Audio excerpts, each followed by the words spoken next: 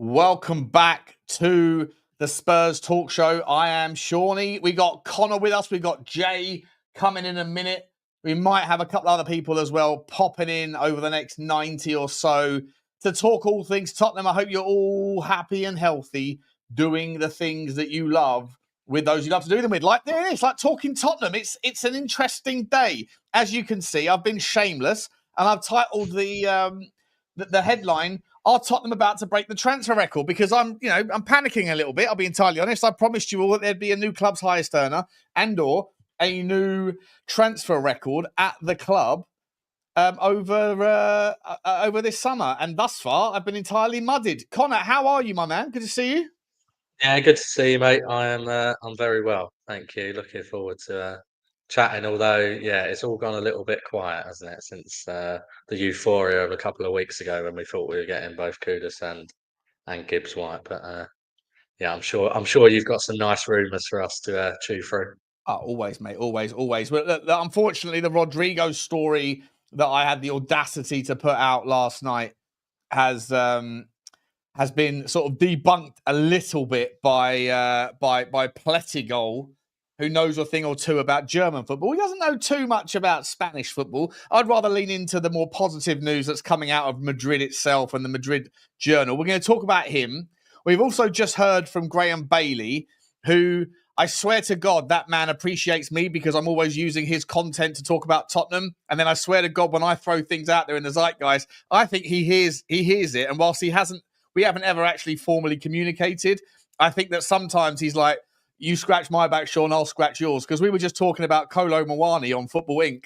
and saying what a logical, sensible move it makes given that Juventus are in a lot of trouble, as I think you were in the chat, Connor.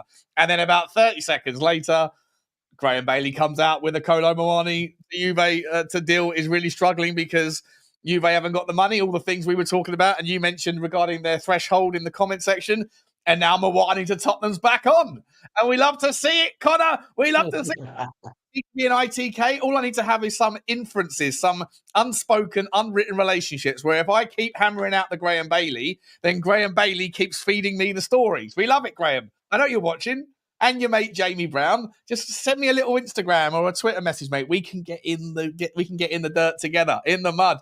Connor, let's start. And we've also, of course, got the other story regarding Polinia. There's more noise in that regard. We got to talk transfers for today, mate.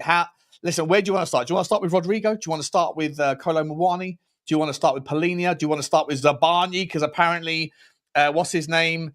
Duncan Castles has said that Tottenham have officially put in a club record bid for Ilya Zabarnyi. But again, there's other stories out saying he only wants to go to PSG. But PSG doesn't necessarily want to pay the money. So where should we start? So you pick. Why don't we start with Rodrigo, shall we? Okay, we'll start with Rodrigo then, mate. We'll start with Rodrigo. What's your take on the That Rodrigo one seems situation? the most far-fetched to me, I have to say. And the So most it probably makes the most sense. Look, I think, yeah, I mean, that one seems very unlikely, doesn't it? Given the clubs who would likely be interested in him, I wonder whether Pletigol's picking it up because of maybe buying interest in him, perhaps, if they don't get Luis Diaz over the line and they're looking for someone who's going to play out on the left. But yeah, I would. I may even say my chairman, Sean, in your way of saying it, if we were to get someone like chairman. Rodrigo over the line. He's our chairman. but yeah, I how can't confident you see are that. that it's not going to happen, that you put that sort of thing out there, right? It is, mate. It is. It's my Calvert-Lewin litmus test for flip-flopping me the other way, I suppose. Listen, if DCL comes to Tottenham, you know I'm fully Levy out forevermore. No chance. Although what I'll do is I'll do what Luvo does and conveniently switch the narrative. When something good happens, that's all about Vinay and all about Sharrington. When something bad happens, it's on Levy. I'll do the same. If we sign DCL, I'm saying, Lubo, you've been right since June, mate. Everything that's happened at this club is down to Vinay and and Sharrington, those absolute bozos. What are we doing with DCL? Mate, what do you think is going on with regards to Tottenham generally? We'll come back to Rodrigo, mate. I do want to, I want to get your take a little bit on, I think that the most pressing story here, like the thing that's kind of cop blocking everything, is the impasse on Morgan Gibbs-White. Right, I think that's probably where we should probably get to, because when that's resolved one way or the other, then we can maybe start to get fanciful and everything. Like I say, I'll come back to Rodrigo, because I would love to see it. I don't think it's ever going to happen, of course, but that doesn't stop me putting out shameless video here or there. That's what we do here. But Morgan Gibbs-White, the whole thing's gone entirely quiet. Is there any chance that there was nothing to see there anyway, and that the story was all just a big lump of guff? No, I don't need a reason to bash Enoch or Levy, but and it would be easy for me to say, oh, maybe this is one of their "we tried" moments, that as you say. But part of me would think if they were to do that, it would make a lot more sense to do that right at the very end of the window, and then you could run the argument, oh no, we've run out of time. Yeah, it was fairly early in the window. I mean, I made this point on a pod last night, which was, for me, look, I'm over the moon if we get Gibbs-White over the line, because I think you can't have too many top class players, and he is a very good player and will definitely improve the squad. But there was also part of me that says, was he really an absolute priority for us?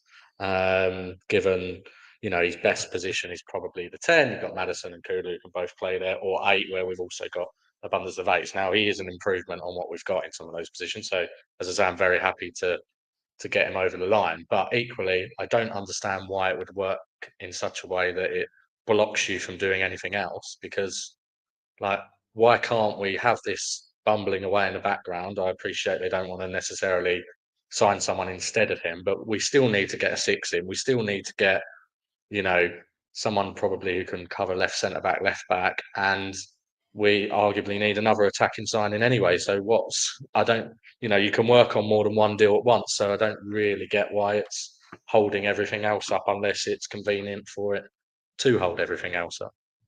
Do you think it had anything to do with this, the way that the kind of the sell to buy story has been rehashed? That Matt Law, I'm not giving Matt Law an inch here, because I think the guy talking absolute guff the entire year. But some people at the time were saying he's not saying about we've got no money. He's saying we've got to make squad room. I think that there is some truth to the idea. I think Gibbs-White would be the last remaining spot within the kind of 25 or whatever. After that, for Tottenham to then move on with a João Palhinha, with a Douglas Luiz, with a Rodrigo, with anybody, it's going to require somebody leaving the club, right? Yeah, but it's what we do, isn't it? I mean, it's window after window of hearing this same narrative of we've got to sell to buy. And part of that is because, we've been so bad in terms of planning for a number of years, and you're sort of starting to regret past recruitment decisions, which are then making it more difficult to get these players shifted on. But equally, unlike other clubs who will sometimes just take the view, look, we'll get the signings in and then we'll work out what we're doing with the players that need to go afterwards. And it might be that they're not in certain squads because you've got limitations on how many squad places you can fill or whatever else. We seem to do it the other way around, right? And I was only, funnily enough, Bissouma, right, as a prime example. Now, the argument with Bissouma is he's got a year left. It will be in his interest for him to stick around for another year potentially, and then go on a free and get a big signing on fee somewhere else. But equally, if you set the price low enough for a Bissouma, someone will pick him up. And then, I don't know, if Tottenham deem that he's worth 15 million, just for argument's sake, why not sell him for 10 so you can shift him on and tell that club to give him the 5 million difference as a signing on fee, so he still gets his signing on fee, but we get rid of him, for 10 million now, a year earlier, and you haven't got to wait until next summer and everyone's in the same position, and actually Tottenham are better off than if he goes next year. It's just these types of things that I think if you really, really want to push and move some of these players on, there is a way of doing it, but you just have to accept that you're not going to get what you wanted for them. Do you think, though, you know what? Let's sort of take a sideline here, because you're clued up on all these things, and I appreciate you for it. Appreciate you for many things, mate. But I appreciate you for this. Chelsea's Chelsea don't seem to give a flying F about squad numbers. Right? They don't care about squad. There's no buy to sell or sell to buy thing at Chelsea. Right? They just buy everybody in. Do you think that they, because they have relationships with other clubs within their multi-club ownership network, that if necessary, they can loan these younger guys out to, and they have just good relationships. They haven't burnt bridges, right? I'm always happy. I'm happy to like call out Daniel Levy for the things that I think he has done incredibly stupidly over the last 25 years. And one of them, I think, is his negotiating style. I've said it 1,000 times. I think it ends up burning more bridges than it builds.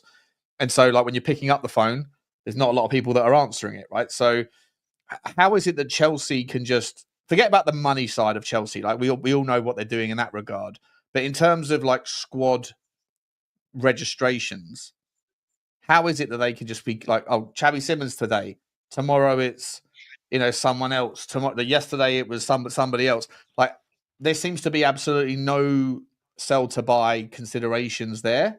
And I just I haven't really familiarized myself with why that might be. Do you know why they can do that, or how they're doing it? Is it through the loan mechanisms that they're getting away with it? Because isn't there still there's like the seven There's still a limitation loan on how many you can limitation, loan. right? Yeah. I think it's a few points. I think some of those points are definitely true in terms of, I think, they've obviously got the MCO piece, the multi-club ownership piece, which gives them natural places for players to move. Plus, I think you're spot on. I think given that Bowley's mantra has almost been, I'm happy to pay whatever someone asks, he's almost one end of the spectrum, whereas we've got Levy, who's probably the complete opposite end of the spectrum, which is, has to walk away from every negotiation feeling like he's won. So, I think I think that's definitely right, that there is some bridges that have been burned, and we therefore struggle a little bit more than them. I do think for them, it's their model now is such that they want to have this churn of players, and this is going to carry on. In 2 years' time, we'll be talking about them moving on players like Xavi Simons if they sign them, right? Yep. I'm sure, and because actually for their model, they want to recognise some of the accounting cost for those players, and then sell them on 2 or 3 years in, and recognise a profit on the player sale because it's what you sell them for less what's left to amortise. So that suits their model as well, I think. But yeah, I mean, look, they're definitely the best sellers. They've done great work in terms of selling academy players as well, which obviously is 100% profit. And I think, to be honest though, their model is that they want to sign who they want, and it's almost win at all costs, isn't it? They're happy to take the financial fines on the chin. They're happy to. I think they'll even accept a 1-year ban from Europe on the chin as a sort of cost of doing business to get the players that they want. It's wild though. It's just always fun. Big up to you, Jay. Good to see you, mate. It's wild. I just feel like that they seem to operate not just financially, but in every capacity. Every little part of their game just seems to be like, oh, this is the paradigm, is it, of how football's supposed to operate? You're supposed to think about these things, are you? You're supposed to concern yourself with those things, are you? That's not what we do here.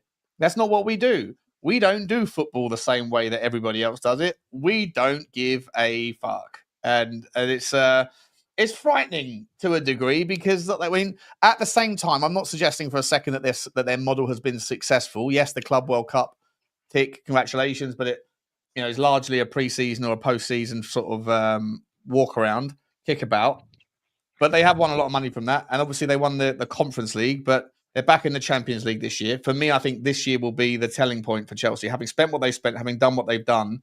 If they screw up in the Champions League, if they don't get through the group stages or whatever, if they're walked, I don't think they will be. I think they're good enough now to be able to compete. But I think that if they don't sort of progress in that regard, then I think it's a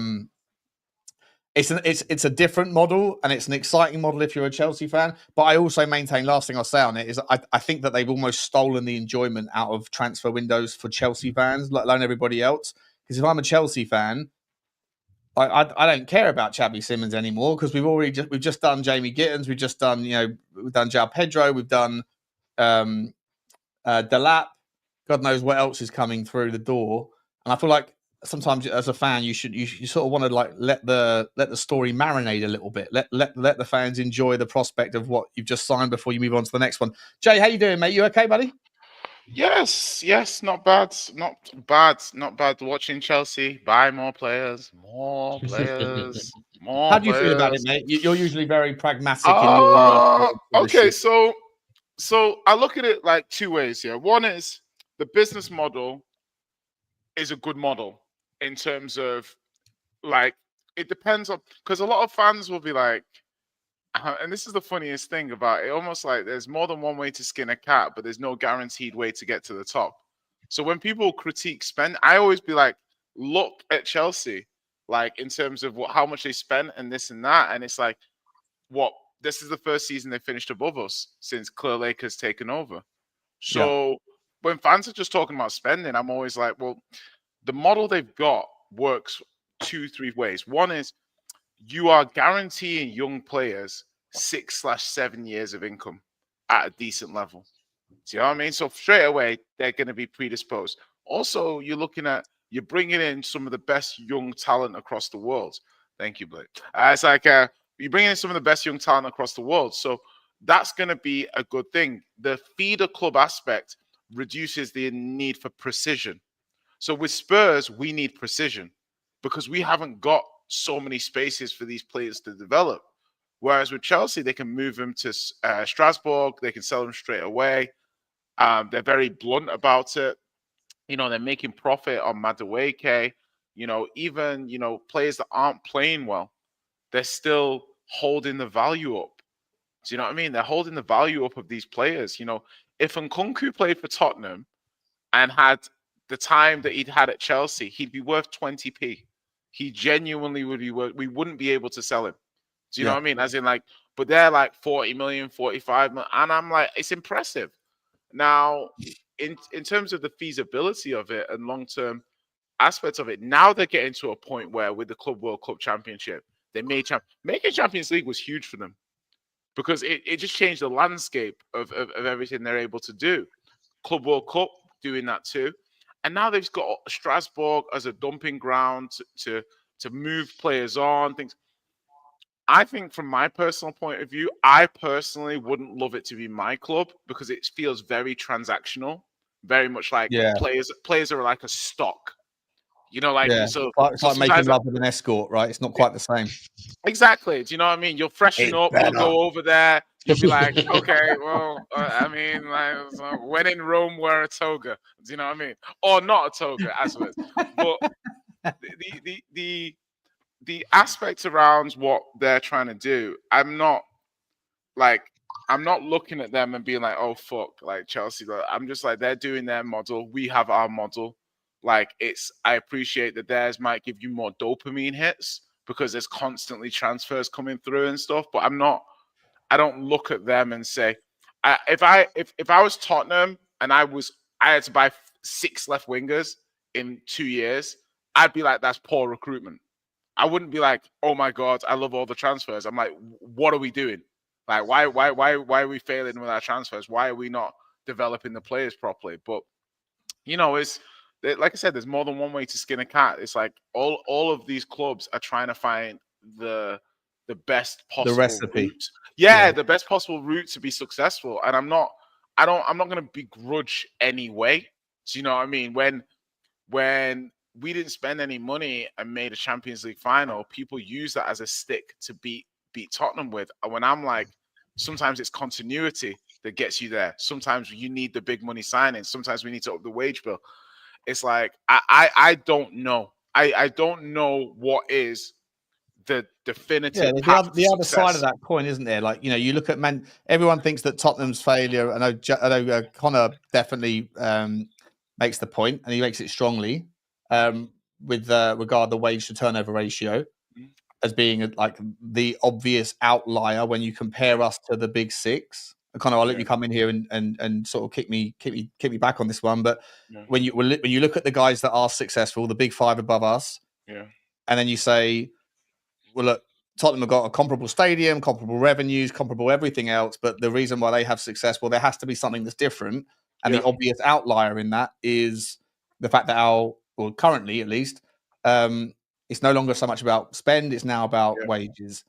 Yeah. And my challenge to you, Connor, was when we had this sort of debate in the WhatsApp thing was, like that's the obvious like that's that's a major difference, right? That is a big difference, and so therefore you can make that assumption. But two things I would say to that is if you also, because I think by the metric that you put out, Connor, was Tottenham are 20th for most seasons relative to the Premier League clubs, and I think the highest we've been is 17th as a ratio of revenue to spend. And so, if the point that it's being made is that the big difference between Tottenham and the Big Five is that they have a much higher ratio of wages to revenues turnover ratio.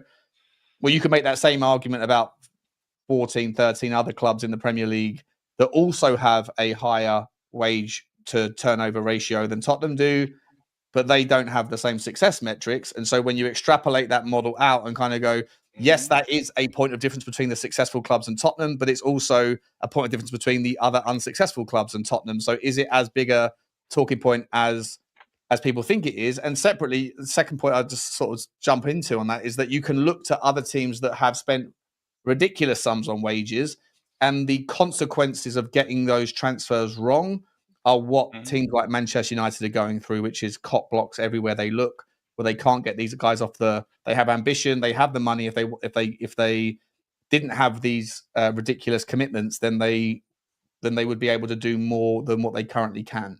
So there's it's a double-edged sword, I guess is what I'm saying. I'm not dismissing the fact that it's relevant at all, but I just think it's not necessarily as clean a conversation as some people would have you believe. No, I think not. I think your points of context are right, in terms of particularly the one, if we suddenly up the wage bill by 100 million tomorrow, that's not necessarily to say that we're suddenly going to start winning the league, right?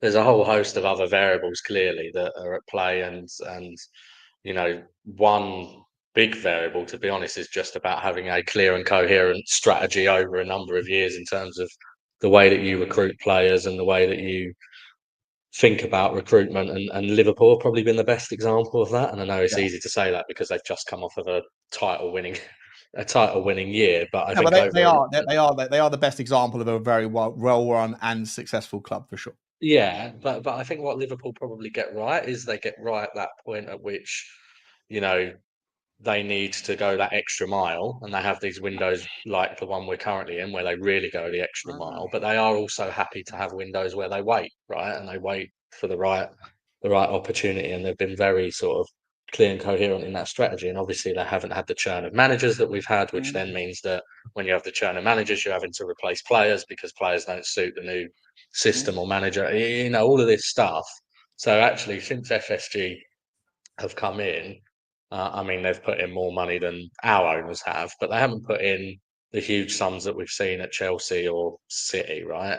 Clearly, or more recently Newcastle, Villa, etc. And because I think what they've got right is the strategy. So you do need both pieces. But the point I'd make on the wage to revenue ratio, I think the difference is there is an inflection point whereby you expect the wage to revenue ratio to start to fall for clubs, right? Because their revenue is growing, and the market economics such for wages is you're only going to ever pay so much. So Real Madrid's a prime example of this, right? So Real Madrid are the next closest to us in Europe in terms of wage to revenue, because their revenue is so high, they almost can't pay any more for wages at this point. So you expect it to start to drop. Our problem for me is that we've always been at that 40 to 50% mark if you look over the whole period of ENIC's ownership. And the only examples where in the last 10 years where we haven't been the lowest of the 20 Premier League clubs, so 3 years out of 10 we haven't been the lowest of the Premier League clubs, those clubs below us have got relegated. So if the ENIC model was applied to a club that didn't have our base level of financials, i.e. a revenue high enough, we'd probably be relegated, right? So that's my issue with it. There's a difference between saying, you need to go crazy and you go to Villa's level. But I think I'm with Connor with what he's saying, but I always, me, I'm a context giver, a Levy lover. There's a like, do you know what I mean? Like bald is beautiful, boys. Bald is beautiful. I hear exactly what Connor's saying. The best head of hair I've ever seen in my life. What can I say? It's a weave. It's a weave, boys. It's a weave. But I would say that when I look at everything Connor says is good, but I always look at it from a slightly different angle. Same room, different views. And I say that when Spurs have this, and even with the logic that we have as a club, we still make losses because we don't put money in. And you could make the argument that we're rearranging money into different areas. And if we didn't do that, would we actually be making losses? Fair point, fair rebuttal. I don't want us to go off tangent and for Connor to show the Levy-nomics model and flex on us all of his knowledge. But the idea that I have here is more like, okay, the club does within what the club to me works within parameters where they could stretch a little bit, they could push a little bit. But I think that without the clarity of an FSG Edwards model, it's hard. Yeah. And Spurs have only started to have the clarity of that model more recently. I feel when we tried to do it with Ndombele and Lo Celso and it backfired, people don't understand the impact that has on someone like a Daniel Levy. But if you go to FSG and FSG has got an Edwards and they're saying, okay, listen, I can show you based on these mathematical equations why this player is going to be a success.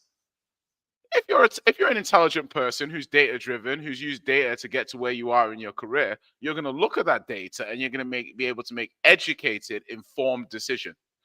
Cool. I'm not going to begrudge somebody not spending 50, 60 million because they don't know how things are. But let's not forget, we've had our Soldados, we've had our Ndombeles, we've had moments where we've tried to flex and it's not worked. So I look at the model more from if the club want to buy Prem Proven because they know that the players are going to like hit the ground running and that's got a higher premium, and everyone turns around and say, why are you paying this much for Brennan Johnson? Why are you paying this much for Richalison? Why are you paying this much? Because within the club's ethos of what they're trying to do, the risk profile is lowered to an extent by buying players domestically. Now, we can critique that whether we like it or not, but I understand it. It's a logical decision that the club's making. Now, if we want to say we want to spend more money, and then 100%, I get that. But I'm just looking at it from the point of view of saying now we've become more analytical. You notice the 50, 60 million pound spendings on certain players, we buy one at least a summer. We're getting one in. And it's a bit like, I understand that it's not for everyone's taste. And people are like, are we going to buy this and are we going to buy that? To me, it's kind of like, we're still one of the biggest spenders over the last 3, 4, 5 years. Yeah, in the Premier League. We are one of the biggest spenders. We can make the argument about wages. It's a justifiable argument. But the thing is that if we renew Kuti now, is he not going to be on like 200K a week? Next time we go to renew all of these players, these young players, Porro's contract renewal, 150 plus. Like all of our good players should get a bump in salary when we go to renegotiate. And that will fundamentally shift the salary bracket of the club as well. So yeah, I think there's a lot to be said about we're too risk averse on the salaries, but I kind of understand it from a business and logic point of view. I just wish we I guess we're a little bit braver, but I guess that comes with analytics, data, and having a logical approach. When Liverpool needed to spend on Van Dijk and Alisson, they pulled the trigger because they knew these people would be needle movers. So yeah, that's kind of how I see it. Can I? I think there's some good points there because I think most, I'm obviously more critical of the model than you guys are, but most reasonable Spurs fans is not expecting us to go wild even this summer window, right? I think most, when you say we want, 3 established signings that are going to make an impact on the first team, which I don't think is an outrageous ask after you've just finished 17th, and given, as we've said, the baseline financials that we've got. And obviously we can't judge that until we get to the end of the window. And clearly, as a result of signing those 3 established players, the wage bill is going to go up. And to your point, as players like Berghvall continue, Berghvall's already had 1 new contract, right? It's from when he joined. But as players like that start to progress, clearly there's going to be bumps. And so there will be this natural increase to our salary bill. But I think the thing that worries me when I look at this is, if you do look at it in 1 year in isolation, you can say, well, it's because we're going after this youth-centric model, and therefore, naturally wages will be suppressed at the moment, and there should be an increase in the future, which is what happened to Arsenal, right? So if you look at Arsenal's wage bill 3 or 4 years ago, it was about 100 million less than it is now. Obviously, they've added some significant signings like Rice, Havertz, etc. But some of it has been players like Saka and Saliba getting big uplifts in terms of pay. But, I think for us, the unfortunateness is we do have 24 years of data that shows that it's always been at that level. And similarly, even if you add sort of amortization to the wages, so you're looking at wage plus transfer spend over revenue, we're also at the bottom of that. So there's clearly been that has clearly been the model. And it's not to say that it definitely guarantees success to go the opposite. But there's a correlation there's a clear correlation between how much you spend and the success you have, right? But there's also a clear correlation between how much you spend on bad players and how much of a cop block that can be in the future. And if the one thing that is true for me is that Tottenham traditionally, when we spend big money, we end up screwing it up. Like what I wouldn't want to see happen is Tottenham go all out, but then continue on the trajectory of making poor decisions and then being in the situation like a United is and like a Villa is, where not only do we then have an owner that is once bitten, twice shy, like I think he was for a while after the Ndombele situation, but on top of that, some sort of covenant, some sort of PSR, FFP situation where we've gone all out and we've screwed it up. And then not only do we have an owner that doesn't want to do it again, but on top of that, we couldn't do it if we want to. Look at what Villa's window right now is horrendous. Like Villa fans must be sitting there sort of kicking themselves because, I'm sure Villa fans, I don't speak to too many, but I'm sure Villa fans, generally speaking, have like what most people do in life, which is a what have you done for me lately kind of sort of relationship with football, their football club. They'll forget the fact that they probably definitely overspent over the last 2 or 3 years relative to what they allowed to do. And now that they're at that sort of junction where, because of the mistake of a referee, they ultimately are now not only facing the fines from UEFA anyway, but on top of that, are not playing in the big competition. So they missed out on 100 million quid more. And on top of that, they can't spend the money even if they wanted to. And they're seeing other teams that are just creating a bigger gap. So like, until Tottenham figure out a better model of talent ID, which I think we've at least improved in the regard of identifying younger talent. But when it comes to the big money that we spend, Connor, I don't know if you agree with this, but I mean, I would hope that most people would at least shake hands with the fact that when we have gone big, we fucked it up. And consequently, like, at least his sort of risk-averse approach means that even when we fucked it up, we can still possibly go again if there's the intention to. But what you don't want to see is a situation where you fuck it up on a major scale, like where United have, where they're now in a situation where they might have ambition, but they can't do anything until they've got players out of their commitments and their spend. Yeah, I think that's right. I mean, you've only got to look through our sort of top 10 signings by value, and you suddenly go, "Oh God, that's been a flop. That's been a flop. That's been a flop." And I definitely agree. Obviously, he was badly stung by the Ndombele deal. The problem is, I suppose, is that other clubs will go again straight away. Arsenal were badly stung by the Pepe deal. It didn't stop them then going again. And a cynic could make the argument that sometimes perhaps our bigger transfer spend signings are not as good because we don't do both at the same time, i.e. big transfer fee and big wages. So you're always getting the sort of lower tier of the £60 million signing.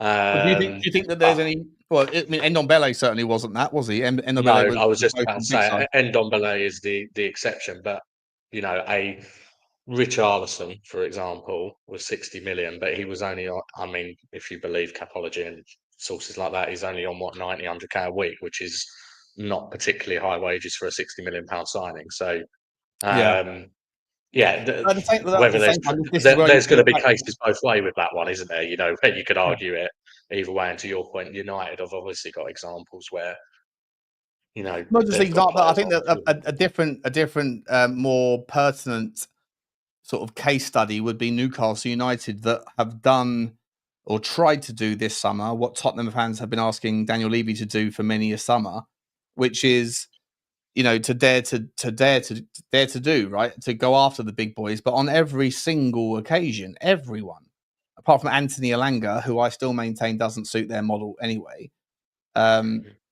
they've ended up being gazumped, right, by teams where Liverpool turn around and say, look, you can have Isak or you can have Ekitike, but you can't have both. And Liverpool said, well, Newcastle said, well, you're not getting Isak, which I still think is up in the air, by the way. But Liverpool went, okay, fair enough. Then you can't have Ekitike. Pick up the phone. Don't go to Newcastle. Come to us. And within 5 seconds, bang, it's done. Because Newcastle are punching or trying to punch at a level like Tottenham fans want Tottenham to do. And I would imagine that Newcastle United fans are getting frustrated with Eddie Howe, frustrated with their director of football that's left again for the second or whatever, second DOF that's left in the last 12 months or whatever.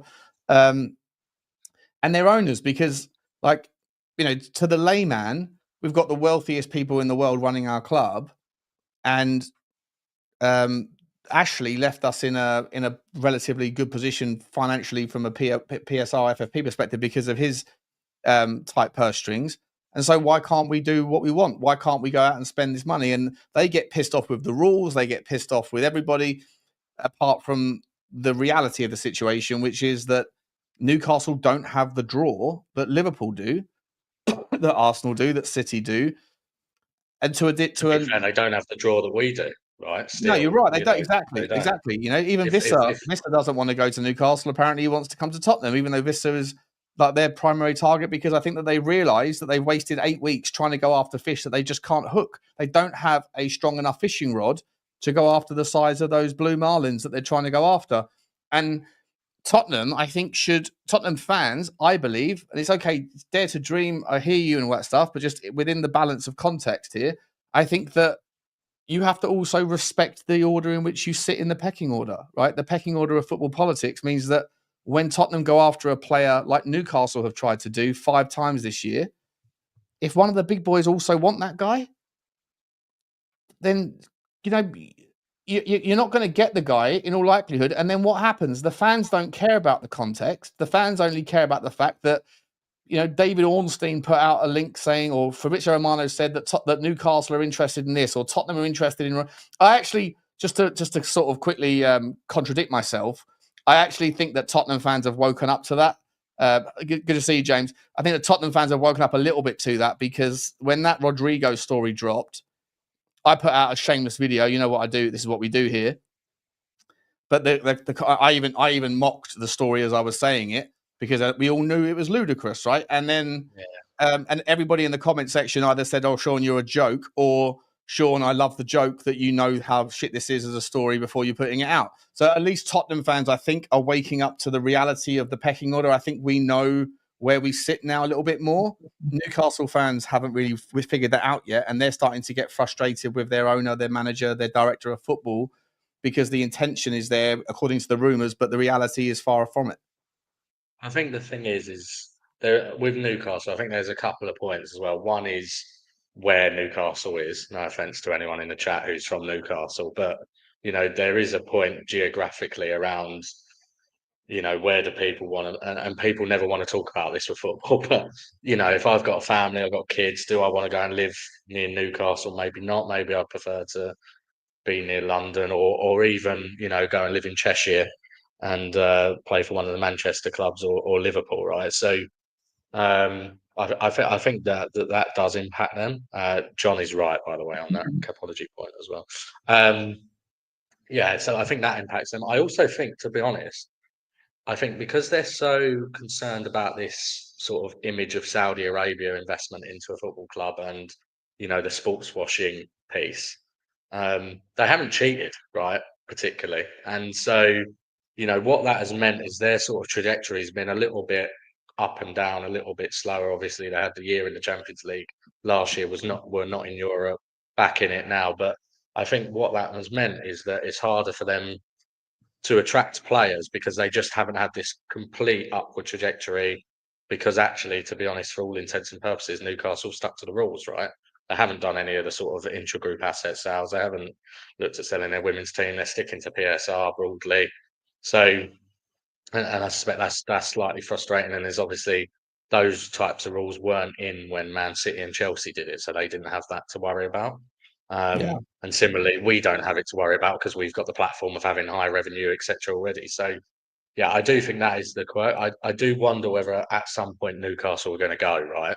You would think. I would, Yeah, I think that they are starting to toy with the idea of like the 4D chess that I think that they came in and probably went, let's just be on our best behavior because of the obvious kind of flags that are out about us. Let everybody else make the rules look ridiculous. Let everybody else conduct themselves in a way that gets the attention away from us. Let's do it by the book. But as soon as everybody else breaks the rules to the point where it's a little bit silly to even think about the rules have any legitimacy, then we can start sort of slowly working our way into the world in which other teams that they are related to via third-party associated companies already do. So yeah, I think that that's probably what they're starting to try to do. But unfortunately, they're probably up against the reality that it's still not as glamorous a club to play for at this stage, despite their Carabao Cup, as maybe 7 other teams in the Premier League probably is right now.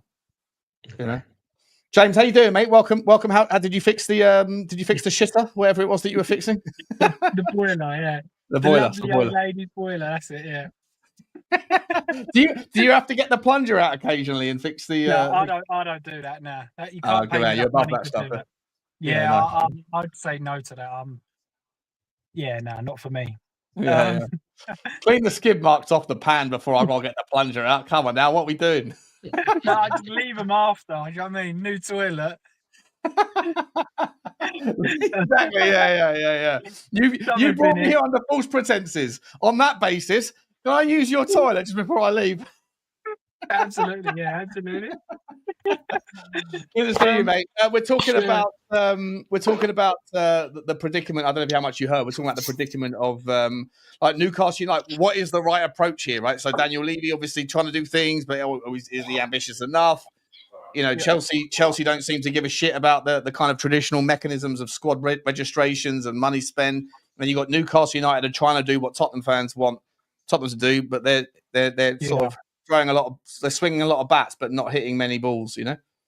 So I think I'd rather be somewhere in the middle. To be honest, I think Newcastle. I think Newcastle are trying to do what Tottenham are doing, but spend more money. But I think, listen, I've been Levy out for a long time. I think that under Ange, for me personally, is the first time I thought you've backed your manager here. You've done what I've asked you to do. You brought in Maddison, Van der Ven, Vicario, loads of them. And I thought, fair play, you've done all I've asked you to do is back the manager, and you've done it. So other than the last 2 years, I was Levy out. And now I'm like, I want something to change, but I feel like you're going in the right direction. And I think the one thing we can't take away from Levy is what he's actually built. So Tottenham are only in the position to be able to spend because what he did do beforehand. So that's credits where credit's due. But now we're in that position, I feel like we need to be having a bit more, right, let's spend now. I've done all the hard work. I've built all the foundations. This is the sprinkling on the top where I get everybody to fall back in love with Tottenham. I'll go and get you your Eze or whoever you want, your Pellegrini, and kind of finish the project. Not finish the project, but start putting the cherries on the top of the cake. The cake's been done. It's out of the oven. It's ready to go. You just need to start decorating it. And that, for me, is where I'm kind of interested to see what we do. Whereas I feel like Newcastle are trying to do that, but they don't have the revenues incomes like we do. Yeah. No, I hear you. It makes total sense, which actually brings me on nicely to the next topic. Before we get into the transfer news, views, and clues, I want to ask you guys about this sort of molds back Newcastle, Chelsea. Chelsea have got Strasbourg, right? Do you think that there is still the same value? Look at all the problems that John Textor has had with regards to multi-club ownership. The fact that he took £90 million. I know that Tottenham fans don't generally know this, that Connor brought this to my attention. I wasn't aware of it, to be honest, until he told me about a month ago. That Tottenham took £90 million out of our own accounts over the last, was it 3 years, Connor? The last 2 years. 2 years. So 90 million quid come out of our accounts in the last 2 years to buy property, to do whatever else they're doing, right? To do whatever their plans are, hotels and everything else. But at least it's staying somewhat within the Tottenham ecosystem, even though I don't think it's acceptable. I think it's deplorable. I think it should be more well known than it probably is. John Textor took £90 million out of Lyon's accounts, just took it out of the club, sent it over to Botafogo, so that Botafogo could buy a few players that would help them win the whatever is it called, the Copa Libertadores, the Champions League of South America. I think it's the Copa Libertadores, right? And so they bought a few players there, which I'm sure Lyon fans are super happy that they get to share in the kind of the shaded glory of, like, they get to bake in the shade of their owner's other side bitch. And it's it's wild, right? And so and there's problems now. Like Crystal Palace, they're a victim of that. Botafogo, Nottingham Forest, like, they bought a couple of players back from John Textor after he just sold the £400 million stake, the £190 million, the 42% stake. It's a wild story, John Textor's his debt and the way he moves money around in his ecosystem. Then you look at the City Football Group, and they've got 13 or 14 teams that are just run impeccably well. You've got the Leipzig and the Salzburg and the New York Red Bull system that is like 6 or 7 teams over there, although they've actually shut down. They've actually closed down a couple of football clubs that were in their umbrella. You've got the Bill Foley model.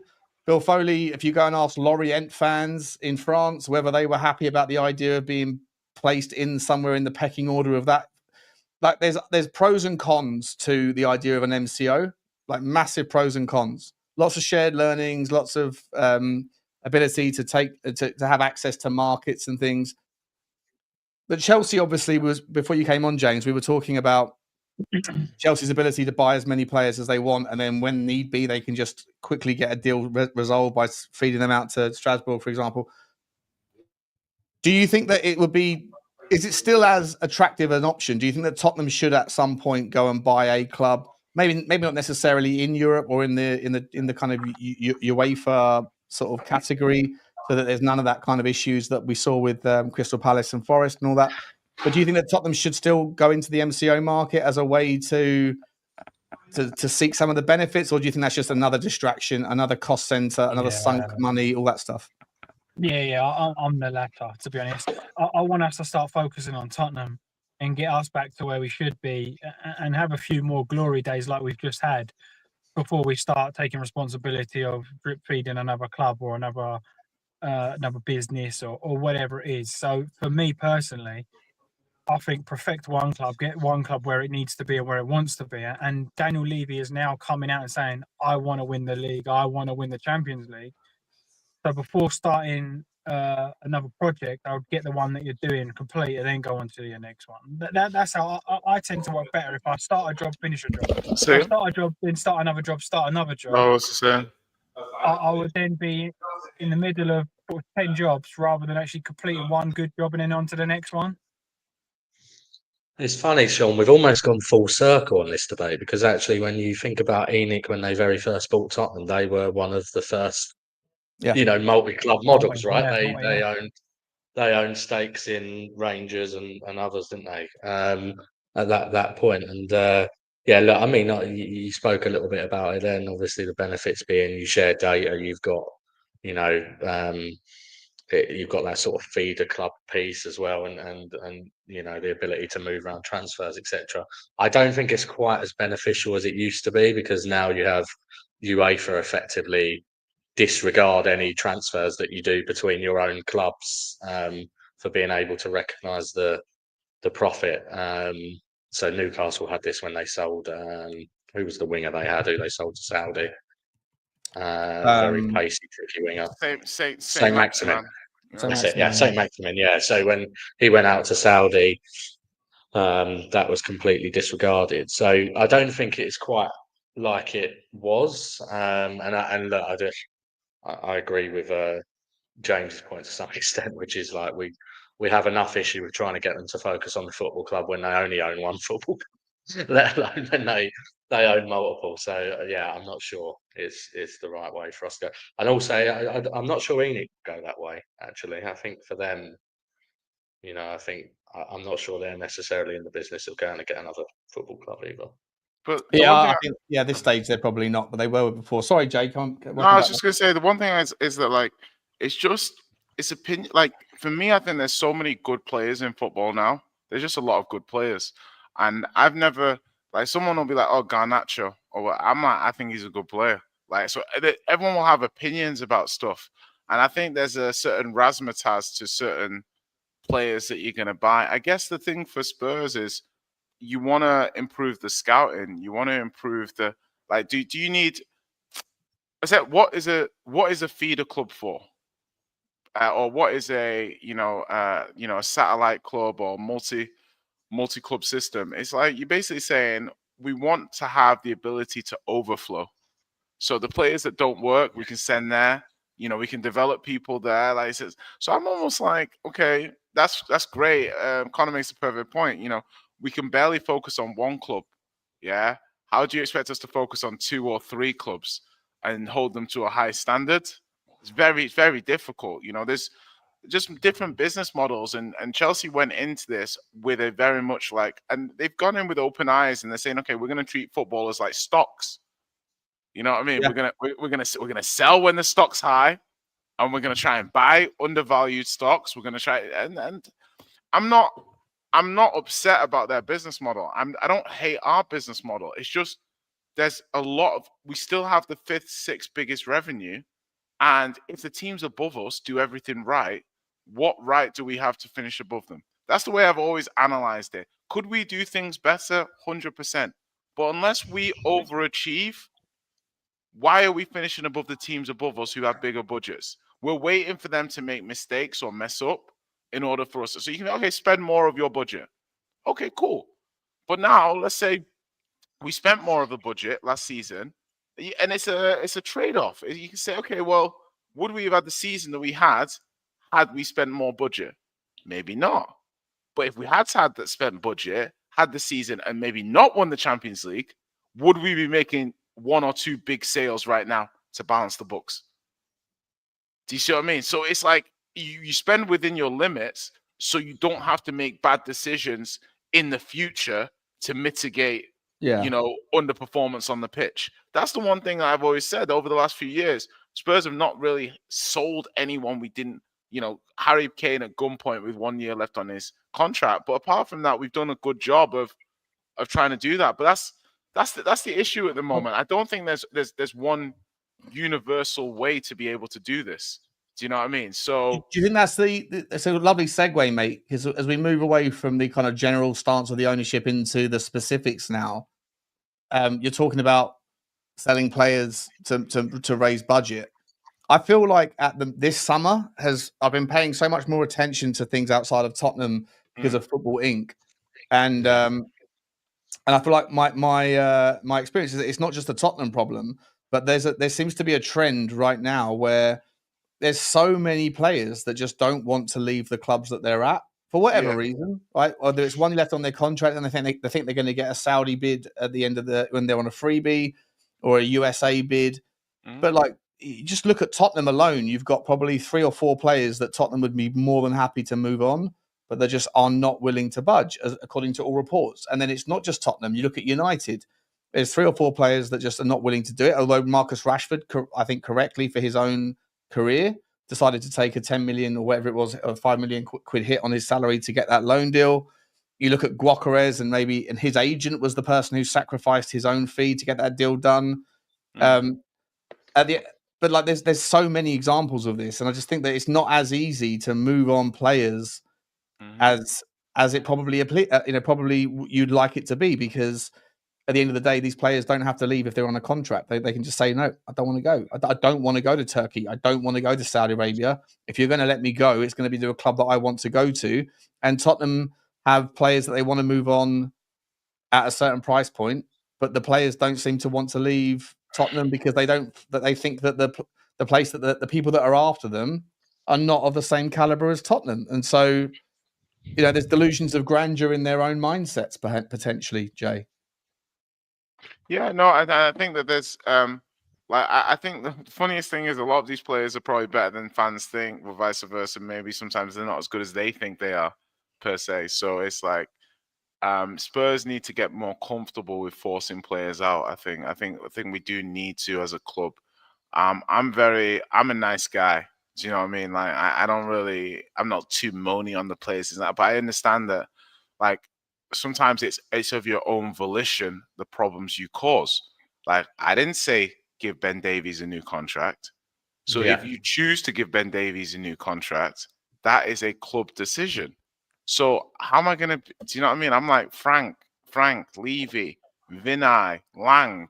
Like, I'm not a big fan of blaming Levy for everything, by the way. And I know fans do. It's like, I think that, like, when my parcel doesn't arrive on time from Amazon, I don't say, "Oh, Jeff Bezos." Do you know what I mean? It doesn't make sense. Like, do you know what I mean? There's levels and there's layers and stuff. I appreciate what people are saying. They're gonna be like, that's a hyperbole example. Yes, it is, and that was the point I was trying to make. Because the idea, it's like, Jay, you're taking the piss. Absolutely. Because the thing is that who's making these decisions? It's not like we have money for a left back. We have money for a left back, but you say, okay, we're going to renew Ben Davies. He's not homegrown. So do you like the experience point? Do you like his hair? Do you like the fact he's Welsh? I don't know the semantics that go into the decision, but I'll support the club on their decision making. But I can still scratch my head and be like, why are we doing this? Like, what are we doing here? And that's a club decision. And I'm just like, we have to be more ruthless. If you don't have huge amounts of wiggle room in what you're trying to do, you have to be more blunt. You have to push people towards the door. You have to buy players and say, listen, you're out. And I think the club did better with this over the last 2 years. But again, I haven't got the answer for it because I don't know what's going into these decisions. Is it we need to renew Ben Davies because there's no budget for a left back? Or is it we like Ben Davies, we like what he brings to the club, we like his personality and stuff, so we want to keep him? I don't know. So my anger with regards to a decision like that, I can't express it because from a logic point of view, I don't know how this decision's been made and who's made it. So I don't know where the anger should go. So therefore, it shouldn't go anywhere because I just haven't got enough information. Yeah, but anger suggests an emotion that is based in intent, right? Whereas in the absence of that kind of knowledge, you can still have a different adjective that describes how you feel about it. Oh, frustration or you tell the fan base that. I mean, I'm just saying that, like, from my point of view, everything people say is pretty rational, but I'm almost like, I am surprised the club haven't been given a little bit more wiggle room from fans after winning a trophy. You know, as in, like, I get. What have you done for me lately, mate? That was 6 weeks ago. All you've done for me since is sign Mohamed Kudus as an absolute baller, and tried to sign Morgan Gibbs-White. On that basis, Connor, I just want to quickly. Well, I'll let you go on the same topics. You haven't spoken about it, but at the end of that particular your own answer on there, apparently Manchester City are no longer interested. There's breaking news. Manchester City are no longer interested in Morgan Gibbs-White. And consequently, if Nottingham Forest were holding out, hoping that there was going to be some sort of ratatata for them to be able to get the equivalent of an £80 million deal from City for 50 million plus James McAtee, apparently City are no longer interested. So does that increase the likelihood of Morgan Gibbs-White being done? But first of all, give you a first answer to the first question. Yeah, I think the challenge on selling players is a little bit because, you know, European clubs are generally outside the huge behemoths who wouldn't be interested in our players that we want to get rid of.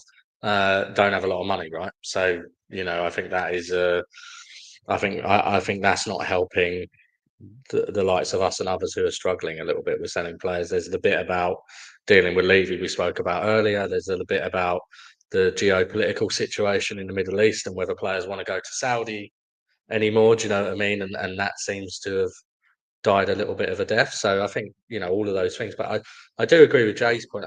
There comes a point, like, you know, people say that, well, if players want to stay and see out their contract, that's their right to do so, which it is. But there is always a way that you sit down with a Richalison and you say to Richarlison, if Richarlison's your man you want to get rid of, look, it's a World Cup year and you're not going to play a single minute. Yeah. And we're willing to accept £15 million for you or 10 million. Sorry, Connor. I don't mean to cut you off, but obviously there's something very pertinent. So I do have pants on, and my pants are they're not expensive, but they're Tommy Hilfiger pants, right? But people think that they're pajamas, but they're not actually pajamas. They look a bit like pajamas. That's but a naughty pair of trousers. That's what I'm trying to say. They're not actually pajamas, guys. Do you see? I actually think I used to have a pair exactly the same as that back in the day. Do you see what I'm saying? Like, I'm just like, people are not down with fashion nowadays. Everyone thinks I'm walking around in pajamas. I even put some red shoes on as well. Do you see what I'm saying, guys? This is fashion. Haute couture. Sorry, back to you, Connor. I hope no one joined at that specific time because they would have thought it was a whole different type of stream. But anyway. Yeah. For those listening on the audio version, Jay just cut the flow of the conversation to let everybody know that he's actually he's I don't know, he goes to Fashion Week in Milan or something. But thanks for the update. Yeah, I mean, if I whack those trousers on, Jay, I'd look a bit like Mr. Tumble, to be fair, I think. But anyway, yeah. So look, I think. I think that's the reason. But I do think if we really wanted to push these players out, we was really interested in replacing them, it is possible. On the Gibbs-White one, I think with Gibbs-White, hopefully, I'm not surprised City aren't interested, given they've signed both Cherky. I know he plays out wide, but can play inside, and also Reinders. So, but that is good news. Hopefully, that means that will happen at some point. But let's see. Do you think, guys, like if Nottingham Forest are sitting there, the audacity on Forest, by the way, like there was no rivalry. They were irrelevant to us, but Forest seems to think, and the owner seems to think that Tottenham, because we finished 17th and because Nottingham Forest are now playing in the Europa League, even though they shouldn't be, that they somehow think that Morgan Gibbs-White is a sideways move to Tottenham and that the only gentleman's agreement here was if a bigger, better club came in for them. I think that Tottenham are a bigger and a better club than Forest in every way, shape or form, unless you happen to be 70 years old or 60 years old and you remember what happened about 50 years ago. Like, if Manchester City have moved on and Nottingham Forest deem that Tottenham are not a sufficiently bigger club, then what other clubs are there bigger than Tottenham? If Tottenham aren't bigger than them, who is that would want Morgan Gibbs-White? And consequently, if that logic makes sense, then do you think this situation will be resolved within the next sort of 2 or 3 days, and that Tottenham Hotspur, if City are out of the equation, that Tottenham will get Gibbs-White? And if so, do you actually want him, Connor? Well, look, I think this whole, just on the Forest fans, this is the modern day football fan, isn't it? It's the same. I think I wrote this on Savage stream yesterday. It's the same Wallies who go to events like the darts and sing Tottenham get battered, even though they support QPR, right, or something, right? And you know, most of the fans of these clubs would dream to be supporting a club of the size and stature of Tottenham, but we became, because of the trophy drought, a bit of a meme, right, for a while, and delusions of grandeur somehow had got Forest fans thinking that they're bigger than Tottenham, which is just outrageous. But look, I think this whole, who knows? I mean, it's a lot of it is in the no bollocks of, you know, Marinakis said this because someone's obviously sleeping in his spare room in his house and knows everything he's talking about, or Levy said this, and you know, so who knows whether that is the actual case? But yeah, no one bigger than Tottenham is going to come in for Gibbs-White, I don't think, in this window, given the priorities of the clubs that are a bigger pool than Tottenham right now. So, yeah, I'm hoping it's just delays for delays' sake. To, you know, we end up paying a little bit more so that there's some face that's saved at Forest or whatever else. But I can't see him going to anyone else now. Michael, how you doing, mate? Welcome back to the channel. How are you, buddy? Good to see you. Big up, mate. Yeah, everything fine. Hello, it's mate. A bit hot here in Poland. Yeah, big up, guys. It's a bit hot. I don't like when it's hot. I'm a cold-hearted person, let's call it that way. I prefer winters. I'm the same, buddy. I'm the same. We talked about a lot today. We talked a lot about the Levy stuff, but right now we're moving into transfers.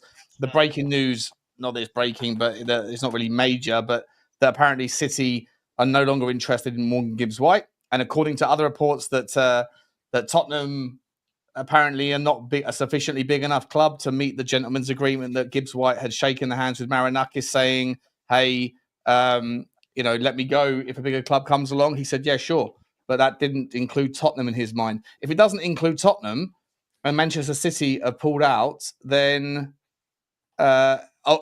is Daniel Levy, maybe going to get the phone answered eventually?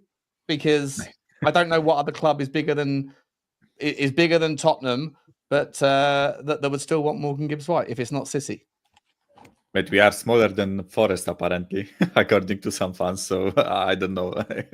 No, it's madness. No, it's such a bullshit take. Respectfully to all the Forest fans, right? Because I actually quite like the fact. No respect to the Forest fans anymore. They're all mad. Sorry, guys. The host spoke. I'm not going to oppose him, right? No, in all honesty, I'm just frustrated with this story at this point. It was strange because at first when I heard the initial link, I wasn't that keen on Morgan Gibbs-White because I've always treated him as a number 10. And I just didn't think that as a number 10, he is dangerous enough in the final third.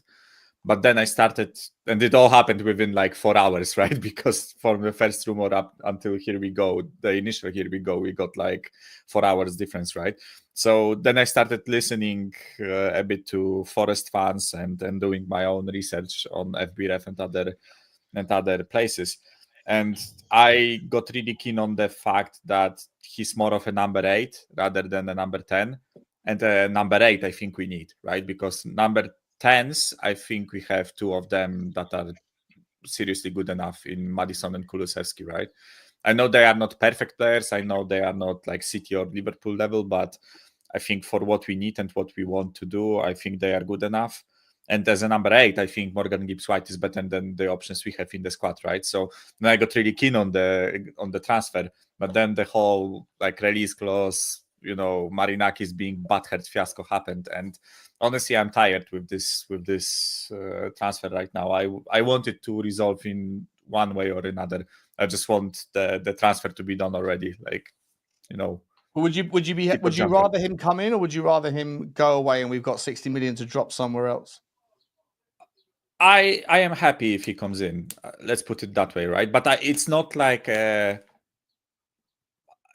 we have to get it done, right? If we don't get it done, I'm not going to be too upset over it, right? I will just accept it that it was a hard deal to do. Marinakis threw a tantrum, and basically we had to, move on to other targets. But that's on the assumption that we actually have other targets in mind, right? Because I'm just praying that we don't do the Spurs of old thing where we have one target, and if that target doesn't work, then we are clueless and start, just randomly picking things out of the hat and trying to do something, right? I just hope and pray that if we were settled on a player like Morgan Gibbs-White, that we have others in mind if that transfer doesn't happen. Interesting. Can I add some of the things that Jay was saying now? I disagreed. I kind of waiting for everybody to sort of have their opinion. First thing you said is like, obviously, there's a lot better of caliber player out there right about now. I agree to an extent. I think there's a lot more good players. I think there's a lot more good players around, but I think like the top end, there's a lot less. I don't think like when we was growing up, there was 10, 15 wingers that were all maybe not world class, but Rob Ends, Ronaldinho. There were so many of those, and there's not many of those, in my opinion, now. And the other thing he was saying about is in like the club giving sort of a bit of leeways and not being able to sell players. In my opinion, and this is just my opinion, I think the fans have to take a massive blame for part of that, because there's always an excuse on why the players are good enough, or it's almost like each player has a little cult. Richalison yesterday in our chat, he's an elite football player. Is he fuck? He's crap. Like we've seen him for 10 years and he's been crap every year. There's people still sticking up for Son. No, they were saying, no, that's all Andrew's fault. Well, I'm sorry. I know it's only 45 minutes of pre-season and I know he hasn't had a lot of time for fitness, but what he did against Reading was nothing short of an absolute disgrace. It was the worst footballing display I think I've ever seen a Tottenham player put in.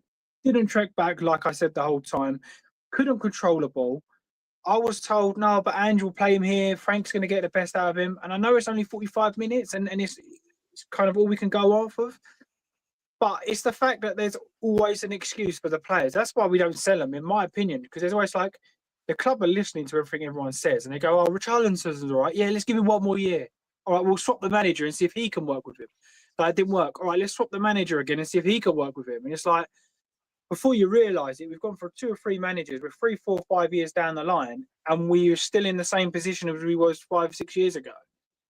Yeah, So I mean, for it's the me- easier route for the club to take, isn't it? To Yeah, not yeah. bother wanting to replace Bissouma. Yeah. And yeah, I mean, I agree with you on Richarlison. And look, even with Keeley, the young keeper that we sold in Yeah. the week, you got people like saying that was a crazy decision to sell him because he had a good season at Orient. It's like, well, we've got 3 keepers. He's not even homegrown. He's 21.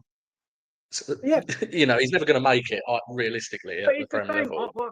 It's the same as Donnelly. There's a few guys that like Donnelly, and fair enough. I actually watched that game, and then I went back and I checked the stats. Other than that one amazing ball that he played where he switched it, and it was spectacular. He gave away the ball so many times, and he was rubbish.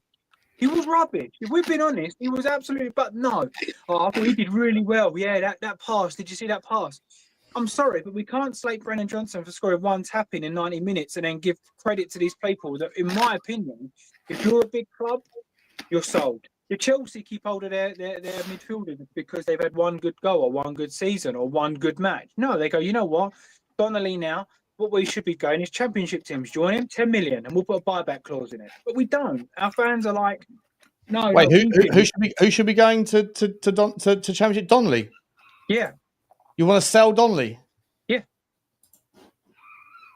Wait, If you're what? a big club, that's what you do, is it? No, is it, or is it not? Is that not what you do? Well, sell your best talent. Donnelly. Are we talking about this? So you're all right. I think you need to disappear again, mate. We'll take over. Go on, see you later. We'll carry on how we want. Hold up, that fucking minute here. Wait, what are we doing? Jack, you want to sell Jamie Donnelly for £10 million? No, but I'm saying as a general, the reason that I think we don't sell players is because fans, there's little cult fans, a Richarlison cult, a Heung Min Son cult, Jamie Donnelly. We said about Keeley, the goalkeeper. People going, oh, it's absolutely ludicrous, but he had 1 good season in League One. He should be our starting goalkeeper. It's like, for me, these are the players that you sell and you put buyback clauses in. Look, you can have them for $1 million, but we'll have a 5 million. We don't even know what Jamie Donnelly's capable of yet. What are we doing here? No, but what? So do we just keep loaning him out and leaving him around and not cashing in? For me, I'd sell him for 10 million to a championship club and say, look, there's a buyback clause for 15 million. If it doesn't work, we've gained 10 million. If it does work, then we'll buy back for 15 million. I actually want to, not necessarily with the Donnelly himself. What are we doing here? Wait, Sean. What have you seen from? No, hold on. I'm not having this, Sean. I'm sorry, I'm not having this. You're about to get cooked like. James. Before you cook me, sorry, I interrupted Michael. Michael, sorry, mate. I was like delayed reaction. It took me about sort of 7 seconds to process what I just fucking heard, and it was wild. Like, I'm going to come back and cook you in a minute, James. Michael, you carry on, bro. And Michael, if you're about to say, by the way, I agree with James, then you're also on the barbecue. Okay? Partially. I partially agree, right? Oh my God. Okay. No. But wait, let me explain myself, right? I agree with the fact that big clubs use the academy as a revenue source, right? And not all of these youngsters will find themselves in the first 11, right? Or even as part of the men's team, like the senior team, right? So if you gave me a choice of just, maybe Donnelly is not a good example, but Devine, right? Devine, I think he's like 20 or 21 right now. He had like 3 or 4 loans, and nowhere did he like impress that much, right? I'm not saying he's not a talented player, but he didn't like, set the water light, and he wasn't like a generational talent, let's call it that way, right? So if you gave me an option of selling Devine for 10 million or just keep loaning him out and eventually banking on the fact that in like 5 years maybe he becomes the talent we think he is, right? And I would rather sell him at that point. And I just think that, especially with our politics of bringing in more youngsters from abroad, right? Like Vuskovic, Berghvall, and even buying youngsters like Gray, I think we need to, even for the youngsters' sake, we need to make space for them, right? I agree with all that. Because with yeah, all I don't ideas, necessarily agree with Donnelly being sold, He's right? fucking I right. don't What are we think doing he's. here? I don't think he's. Or let me put it that way: there are other youngsters from that under-21 team that I would sell before him. Let's put it that way, maybe like Devine, for example. I have nothing against Devine. I Dane think Scarlett. Dane Scarlett, Scarlett, ship him out. He had Devine. 15 chances. He can go, right? Yeah. Ash Phillips, Dorrington, fine. But Jamie Donnelly, what are we doing here? Ash Phillips went on loan. Ash Phillips went on loan to a championship club and done well. Jamie Donnelly played well in League One, but we're going to sell Ash Phillips and keep Donnelly. Make that make sense? Because Jamie Donnelly hasn't had a chance to go to a championship team yet. So what I'm saying is, if we kept, we just keep all these youngsters hoping that one of them strikes gold. We did the same with Marcus Edwards. People were coming out going, yeah, he's the next Messi. Mate, the geezer's a joke. He's terrible. Like, it's just what our fans do. Our fans big up. So we sell Mikey Moore as well to Leipzig, shall we? Mikey Moore's the same for me. Mikey Moore's You the want same to sell Mikey Moore now? No, but I would. I mean, James is obviously going. Sorry, James. No, but he's 17, so there's difference between 17, 20, 21 for me. I would loan him out for a couple of years because then he'd be 19, then we could see where we're at. But personally, if you're asking me, do I want Mikey Moore anywhere near the first team at Tottenham Hotspur? Absolutely not. Absolutely not. I can't. I can't criticise Daniel Levy for us not being up here and then going, yeah, let's keep Mikey Moore, let's keep Donnelly, let's have those guys around our club, because that is the ultimate. The failure. Yeah, but you have to, there's a difference between a player that's been out on loan 3 times and not done it anywhere, and you go, if he can't do it at Ipswich, if he can't do it at Portsmouth, if he can't do it wherever else the fuck Dane Scarlett went, then fair enough, right? You get £2 million with a 40% buy on in case he kicks it on later on. But Jamie Donnelly's he's like kind of slap James around the face with your verbal literature here. You're not making any point, and the point that you are making is about selling Scarlett, and I said I would sell him as well. So I'm not saying I'm saying you sell the players that have failed on loan several times. The player that hasn't had a chance yet, you don't sell that guy. Well, my view on Donnelly, right? So look, I think, James, I agree with a lot of what you're saying generally about our academy players. I think people criminally overrate our academy for what it's worth. Yeah. In 20 years, we've produced one player, which was Kane. Even players that left at a young age who have then ended up elsewhere, the only ones I can think of, Marcus Edwards, Madueke, who have ended up being of sort of top league standard, but not even. Romain Mundle? No. So I think people do criminally overrate our academy, and it's been it's another example of one of the strategic failures of our wonderful ownership. But on Donnelly specifically, I do agree with Sean. He has had only one loan, I think, at Orient last season, and that was a success. So I would give him one more loan, hopefully in the Championship, before you sell him. But obviously on those other examples, I agree. Scarlett has to go. Devine has to go. We have to be more. And look, sometimes you're going to get it wrong. City have, right? They've sold youngsters who have ended up being very good players like Gittins, Palmer, Lavia, although he gets injured a lot, was obviously very good. Douglas Luiz was in their academy. Porro was. So you're going to get it wrong sometimes, but we have to be harsher. My point is, very rarely are those guys good enough to get into their first squad. Like, if we're going to be honest, Douglas Luiz, where they've got Rodry. So, you know what I mean? Like, there is levels. And for me, like I said, I can't complain at Levy for not signing me the talent. And then he goes out and signs Maddison and Morgan Gibbs-White. And then I'm saying, well, let's keep Donnelly as well. Because they're two ends of the spectrum. You have to kind of go one or the other. And for me, personally, I can't see Donnelly coming in 2 years of being in our Spurs squad. Maybe that's because I haven't seen it for so long. But even our fans demand that we go out and buy. So people were saying, let's go buy Eze, let's go buy Kudos, let's go buy, we've just signed Tel, and yet we're also saying let's buy another proper winger. So one's going to grow, but yet if we go buy another 24-year-old who's going to have 5-6 years in the first team, like, for me, I think it depends on how you want the club run. I'm not against him staying and going out on loan for one more season. But if he went on loan one season, did okay, and we kept him again, that's what we do continuously. And to be honest, it's boring now. Like, we need to get rid of the cult in the club. And it's like we said, it's the same with Son.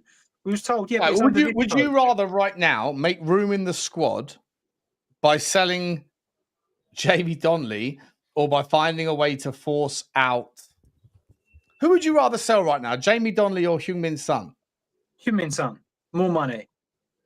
Yeah, but also Jamie Donnelly is under 21, right? So he gets B-listed in Europe, and in Premier League we don't have to register him, right? Because so I'm backing your point of selling Son, right? If you gave me a choice, I would rather sell Son. I mean, there is also a point that actually with Donnelly, if you loan him out and he has a successful Championship loan, even if we don't think he's ready for the Premiership, you're then going to increase his potential value next season for selling him versus what you would get for him this season. So it's a bit of a no-risk loan to me. But that's why I said, if you was a big club and all of these players that have got potential that everyone's building up, if you said, like, right, Donnelly, you're going to go for 10 million and there's a 15 million buyback clause, and he does go out and smash it, there's no pressure on him anymore to go, well, if I don't get 10, 15 goals, I'm not going to get in a Spurs team. You'll probably naturally find that they do go off and progress better because there's no pressure, there's no stress, there's no like, oh, that's my end goal. It's like, oh, we'll go play your football. And then that's kind of, maybe I was wording it wrong, but that's kind of where I'm at with the fans. It wrong, mate. You were certainly wording it wrong. In fact, because you worded it so badly, you're doubling down. Listen, I'm trying my best. I'm about to start a new show on Thursday, guys. Right? It's called the Spurs 5. And by the way, guys, if you aren't aware of it, it's causing a lot of eruptions around the kind of channels in and about the community. I love drinking their salty tears of jealousy. But if you are someone who wants to watch fireworks and explosions, then the link is pinned into the chat there. Just quickly, though, because I'm saving up all of my energy to go after sort of bozo behaviour from either Johnny or Stel or Lubo or Saba on Thursday, what I'm doing today is being very polite. And so rather than coming after you, James, through my usual verbiage, what I'm instead doing is giving you the very first award of the show. And that award is as follows.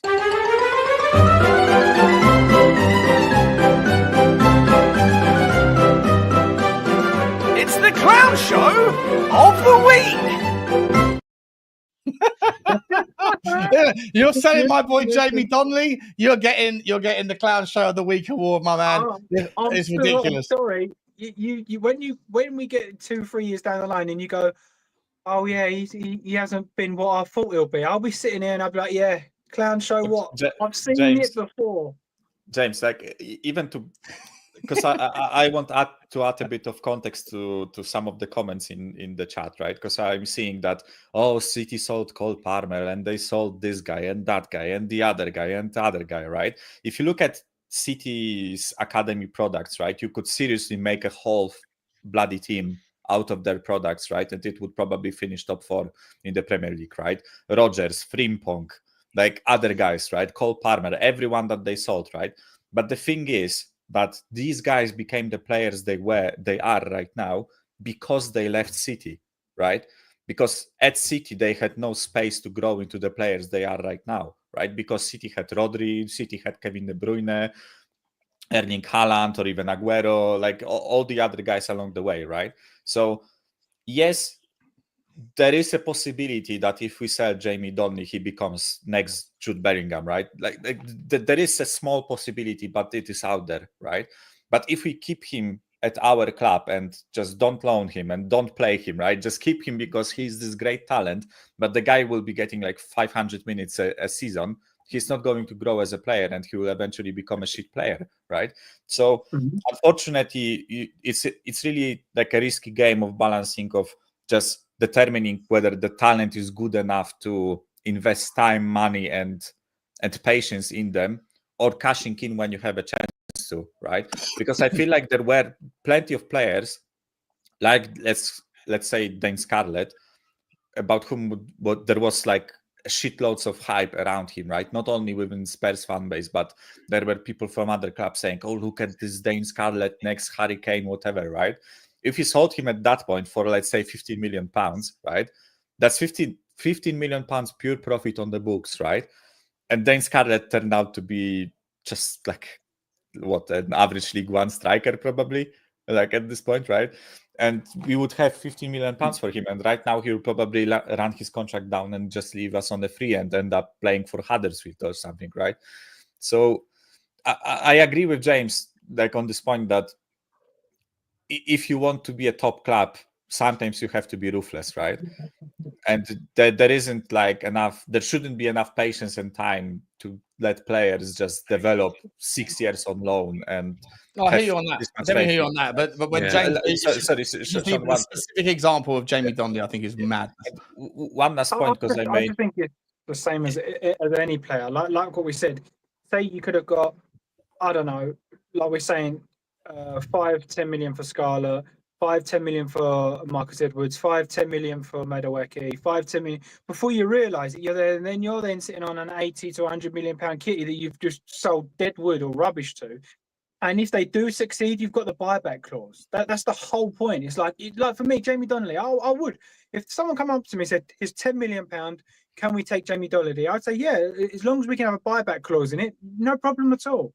Because we can't keep rolling the dice and hoping that they become good. Like how do you run businesses? Like that's exactly why we don't sell any kids. And then our same fans are going, yeah, well, we've got a problem. Why can't we sell anybody? Well, everybody's building our players up to be on this pedestal, and they're not worth anything at the moment. They're still young. You can see prospects, but they're still worth nothing. Like realistically, other than Spurs fans, how much is Micky Moore worth? 4 million, 5 million, 10 million, because of what people talk about him. But what we've seen on the pitch, what's he worth? 1 million, 2 million? Yeah, nothing yet. So this is for me. I would say he's your sell, but I am going to put the buyback clause in. If you want him, fine. If not, I will keep him. But you have to. Yeah, but the buyback clause has to be incredibly cheap, and then there's no motivation, I don't think, for the buying club. Just super quick before I let Connor. I know I interrupted Michael. Sorry, Michael. I'll let you come back and finish your point. Just real quick, because there's been some super chats that I've completely neglected the entire show. I do apologise. Velvet Neon's super chat. New single out, Mr. Boring. Big up, Sean. Love your channel. I don't know if you're calling me Mr. Boring or if that's a plug for a song that you've made. If so, then get over to Velvet Neon's channel and check out his song. Thank you very much. But if you're calling me Mr. Boring, then also thank you very much. Appreciate your super chat either way, my man. But congrats. If it is music, then good luck with it, buddy. And please check out his super chat. Interesting marketing tactic. I like that. It's like NordVPN for artists around on the channels. I like very, very, very, very cool. Thank you very much, man. Good luck with your music. Daniel Field started the Super Sticker train. Chew. He's done it twice. We're picking him up from Clapham Junction. Thank you very much, Daniel. Love you, my man. Drew Zilla's also coming as well. He wants to get picked up from Kansas. We're coming over to America on the choo-choo train. Thank you very much, buddy. Appreciate the super sticker. And Mr. Pox Office, thank you, buddy, as well. He says, the road to nowhere leads to me. R.I.P. Ozzy Osbourne. Yeah, I only heard about that this morning. R.I.P. Ozzy. I hope Sharon is okay and the kids and that, mate. Sad story, sad news. I think he's 76 years old or something. So I'm sure he had a life well lived. But if you're looking for dietary requirements to try to make it past 76, possibly bats, probably not conducive to a long life. But so that's inappropriate. Probably too soon. Sorry. R.I.P. Ozzy, mate. Or R.I.P. Michael. I apologise, mate, for interrupting you. Where were you going with that? I just wanted to finish up by saying about like selling players. And I think we have the perfect comparison of the situation with Devine and Vuskovic, right? I think if you look at they were loaned to the same club, right? Same league, same circumstances. Everything was the same opportunity to rise and show, right? And Devine, he was doing okay. And Vuskovic was getting highlights from Fabrizio Romano that he's, the best scoring under 18 in the world, and that he's getting like 10.0 sofa score ratings and all that stuff, right? And I've seen Vuskovic play live because he was loaned here in Poland, right? And they played against my team 2 seasons ago. I've seen him live. He was 17 at that point, right? And I kid you not, he stands out, right? I know it's only a Polish league, right? But as a 17-year-old at that time, he was dealing with 30-year-old striker who became the top scorer of the league, and he was dealing with him, right? So So what you're saying is, Michael, you wouldn't so whilst you agree with James's narrative, you wouldn't sell Vuskovic for £8 million right now. Yeah. Yeah. So that's exactly my point, right? I think you can acquire talent, right? Whether it's through your academy or through buying them from other academies, right? You acquire the talent and then you give them chances to shine. And if they don't take the chance, you cash in, right? That's what I would do. Like if Jamie, because Jamie Donny's example, right? He went out on loan to League One and he was doing well in Orient, right? So now let's give him another chance at a higher level, let's say Championship or Belgian League or I don't know, like a Dutch league or something, right? Let's give him a chance there. If he shines, if he plays well, then maybe there is a reason to give time and patience to him, right? But if he sinks, then just I think we should cash in, right? And there are plenty of other players again making the same point right now, but I really want this to be spoken out, right? That you can give those players a chance, but there comes a point where a well-run club cashes in, right? Because those players, like those youngsters, are on 2 or 3 year contracts usually, right?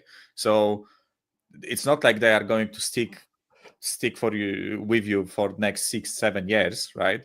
Unless they are a goalkeeper like Austin and Whiteman, and they are just making up numbers, right? But other than those cases, like it's much more useful to just cash in on them. That's how I look at it, right? So yes, Donny I would give a chance, right? Donny I would give a chance. Vuskovic I would give a chance. More I would give chance, right? But Devine, Scarlett, I think time is running out, right? The ones that have had a chance. Yeah, well, that's it, isn't it? I think my take on it is like, everyone loves the romance, don't they, of a academy prospect who makes it, does a Harry Kane and, becomes world class and plays for the first team. But the problem is that's very, very few and far between, and it's the exception rather than the rule. And look, with Donnelly, he's only had one loan, and he did well on that loan. So I would give him the opportunity of another loan because I think we'll get more money for him if the ultimate aim is we don't think he's good enough to sell him by him having that other loan anyway. So I think it's sort of a no-risk move for us. But generally on the academy, look, I think, as I said earlier, I think people criminally overrate our academy. It says a lot to me that when we've got 4 centre-backs out injured, we'd rather play Archie Gray, whose natural position isn't centre-back, at centre-back, rather than a Dorrington, for example, who's now 2021. It's clearly never going to be good enough. If he can't get picked at 2021 now, in front of an 18-year-old, by the way, natural midfielder or fullback, then he's never going to be good enough. And so I think we have to be more ruthless. I don't disagree with that model. I 100% think that you shouldn't judge an academy just on how many people make it into the first team. If it can sustain itself by selling players, it's absolutely fine. So, James, I don't want to be like, I'm still going to give you the title of Clown Show of the Week because that's just it's out there now, unfortunately. But I don't disagree with your method of logic. So I'm right. You just cherry picked the worst possible example. The only one that could have been more of a bozo thing to say would have been, let's just sell Vuskovic for £5 million and then put in a £10 million loan back there and buy back there. And if that's, are you going to double down? You're about to double. I can tell it. I can see it in your eyes, bro. You're about to double down and say, yes, I would sell Vuskovic for a certain amount of money with a buyback. Is that what you're about to tell me? No. Good. So you see the fallacy in your crazy example. No, from my point of view, though, I've seen Donnelly play a few times. I've seen him play for Tottenham, even though he's been pushed pillar to post. He played last pre-season. I thought he did okay. I didn't think he was like, oh yeah, this guy's must. I thought he did okay. I saw him a lot for Leyton Orient. I think he's good on the ball. I think he's very slow, very, very slow. There's bits and pieces that I think you look okay, mate. To be honest, I don't look at him and go, proper player in there. We need to keep hold of him. Well, I agree with you, James. I think he's technically very good, but I think he's too slow on the half turn. And I think in the Premier League he'll get found out ultimately. But I still do believe it's worth a go giving him the extra year's loan because I think ultimately he's selling for more. But I'll be surprised if he makes it in the Prem personally. There's no way he's going on loan to a Prem team. Like, do we all agree there? There's no way. He's not good enough. So Donnelly. I think he could go to. I don't even want to sell it. I want to have him around, mate. I think the guy has got Teddy Sheringham style about him. I think he's just got absolute talent. I don't think how many Jurgen Klinsmann wasn't blessed with unbelievable pace. Jurgen Klinsmann wasn't sensational. I'm not talking about running pace either, though. I'm not talking about sprint speed. I'm talking about generally when he's got the ball and he's got time. Like even when I looked at Leighton Orient, when he had time, he was very good, like very, very good.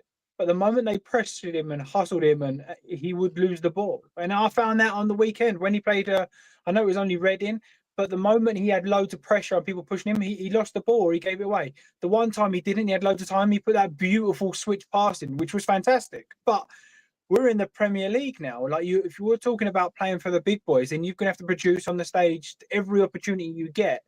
So for me, listen, I stand by my case. If I got a bid for Donnelly, I would sell him with a buyback clause. The only reason I wouldn't do so we'll compare. I think is it Vuskovic, the centre back? Is it Vuskovic? Yeah. I have seen more from him in 45 minutes than I've seen Donnelly's whole career. I'll be honest.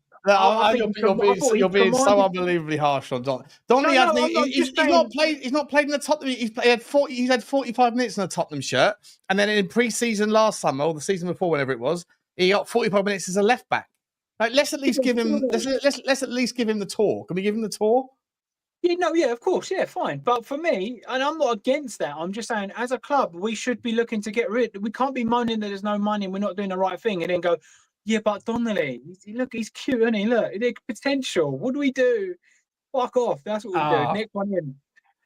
This is madness. This is madness. This guy is good enough. I think I don't want to see him go. I want to see him be in the squad. I want to see him get minutes against whoever it was on the Is it Burnley? Who got the opening day? Burnley. So would you rather Berghvall play or Donnelly play the first game of the season? Well, they're different positions. What? The answer is still Berghvall, anyways. Yeah. Thank you very much. So what we're going to do is we're going to keep a guy that's 2 years older than him. So if you're not a generational talent out of Sweden, then you're not then you're not good enough. Listen, I've got to say whatever I can to keep these Swedes on my side. I've seen a few Swedes, you know. Don't sort of Helga's coming my way, maybe before she goes your way, mate. I promise you that. Don't worry about that, bro. Don't worry about that. But if we're looking at that, I personally would say, right, we've got one game this season or whatever. The start of the season, there's Berghvall fit, he could play in the 10 or Donnelly. Who are you going to pick? I personally pick Berghvall. In the 10, I'd pick Donnelly. No chance. No chance. Berghvall's not a 10. Berghvall's I don't think he's a 10 either. But if someone said to me, right, we're starting that first Premier League game, we've only got Donnelly fit and Berghvall fit. I think what Frank would do is he would switch the 10 out and move them both slightly deeper and play Berghvall because you adapt to get your better players in the team. So for me personally, let him and then figure out whether he can do it against Burnley. See what he can do. And then we lose that game, and then everybody's like, "We're not losing the game because of Jamie Donnelly, mate." No, the guy launched a halfway, he dropped the bomber, a physical football bomber over Manchester City. Pep Guardiola went, Scotcho, or whatever he said. You know, like at the end of the day, what we're doing here, we are writing off a potential monster. I am not writing him off. You are though. I've never once said he ain't going to be whatever everyone else is thinking. I've never said that. I've said from what I've seen until now. And I just asked you a question: him or Berghvall when I start in 11? I told you my answer. Yeah. No, I'm serious. If you're asking me to have a 10 in the game against Burnley, and I've got to pick right now between Berghvall or Donnelly, I'm picking Donnelly. Oh, Sean, come on. I'm picking Berghvall. I'll take your argument on keeping Donnelly in the squad because he's a useful option or even running him out. But we're not picking him ahead of Berghvall. I'm sorry, you're not. And that for me is the difference in level that Tottenham should be looking at. Berghvall, I've seen so much promise for him. He's someone I go, yeah, there's a player in there.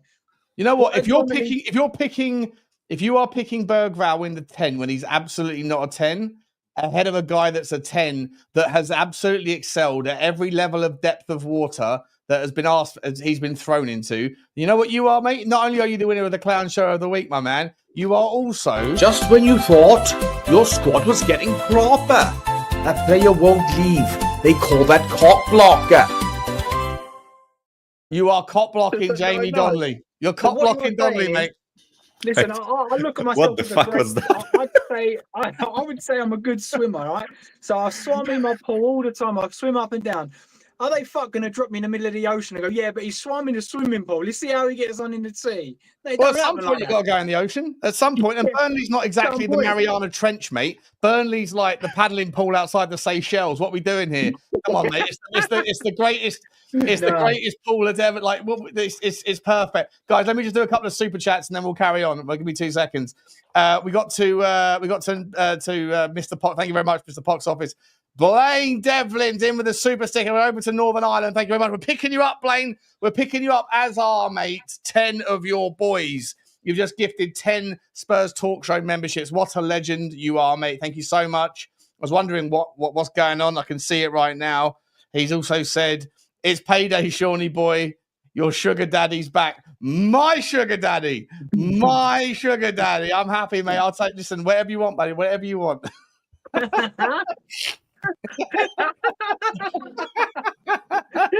Oh, shameless. Thank you very much, Blaine. I love you, man. Thank you. You're an absolute legend, buddy. And please, if you are one of the recipients of those 10 memberships, then please say thank you very much to Blaine. He's your sugar daddy too. And Philip Randall has also come in. Thank you so much, Philip. That's a massive super sticker, mate. I don't know where you are, buddy. Where am I picking you up from? The choo-choo train is on its way. Thank you very much for your support of the channel as well, guys. Really, really appreciate you. Boys, let's park the. Unless anyone's got any final thoughts on the fact that James is the biggest donut of the day. Shall we? I want to move on just quickly for the last sort of 20 minutes. If you guys have still got it. Transfer news, views, and clues. Randall Kolo Muani is back. He's back on the board of potential options because Juventus are in all sorts of financial trouble. Connor, I'm going to start with you, mate, because you know a little bit about Juve's squad spend ratios and all those things. Lots and lots of people they want to bring in. Lots and lots of people they need to move on. Do you think Muani's still on their radar, but unfortunately they just can't do it? That's the story out of TBL. Yeah, I think that's probably right. I mean, they're at about 90% last time I looked on the UEFA squad cost control ratio, which obviously needs to be at 70% for the year that's coming. So hence why there's all these conversations about Vlahovic and others that Timothy Weah that they're trying to get rid of. So I suspect it's exactly that they're struggling to try and make it work with players like Muani. They're obviously linked with Sancho as well, aren't they?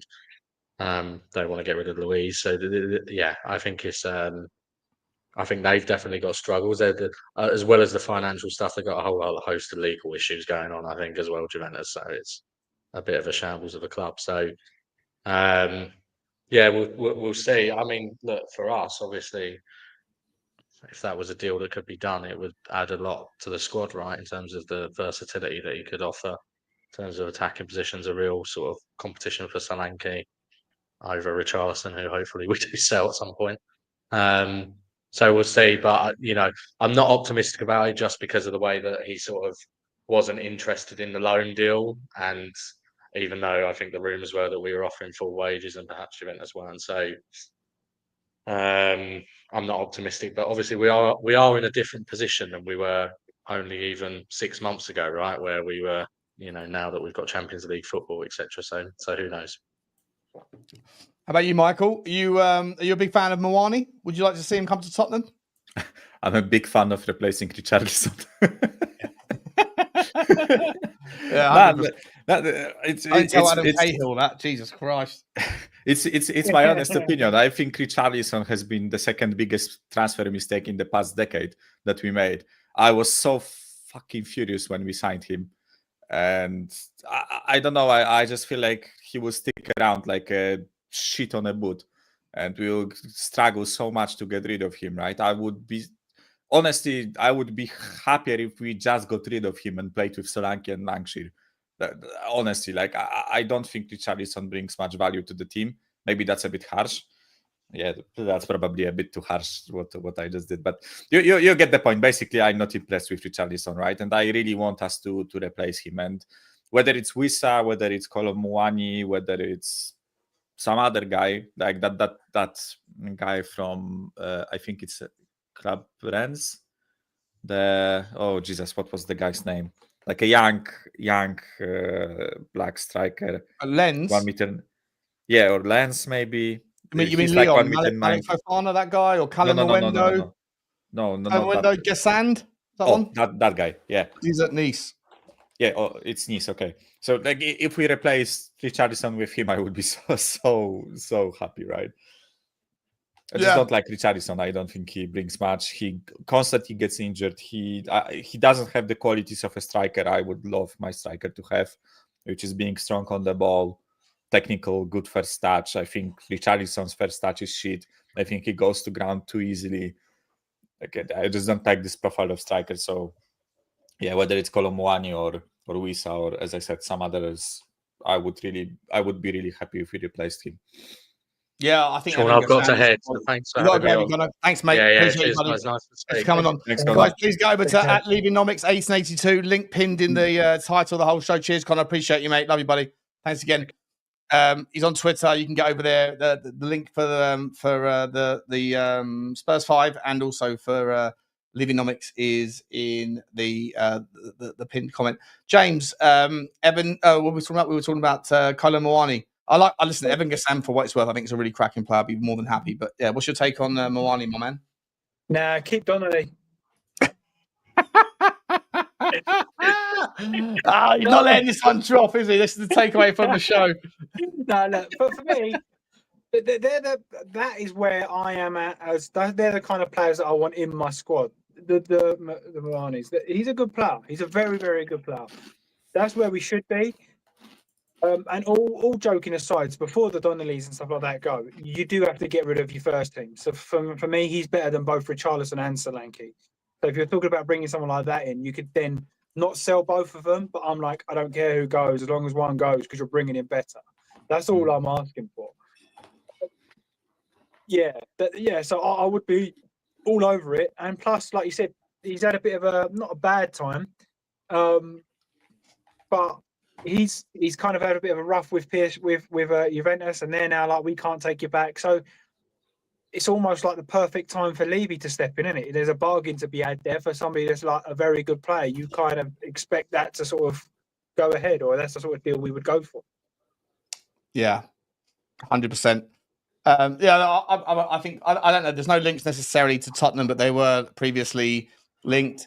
There's so many good players out on the left wing as well. So many good players out there.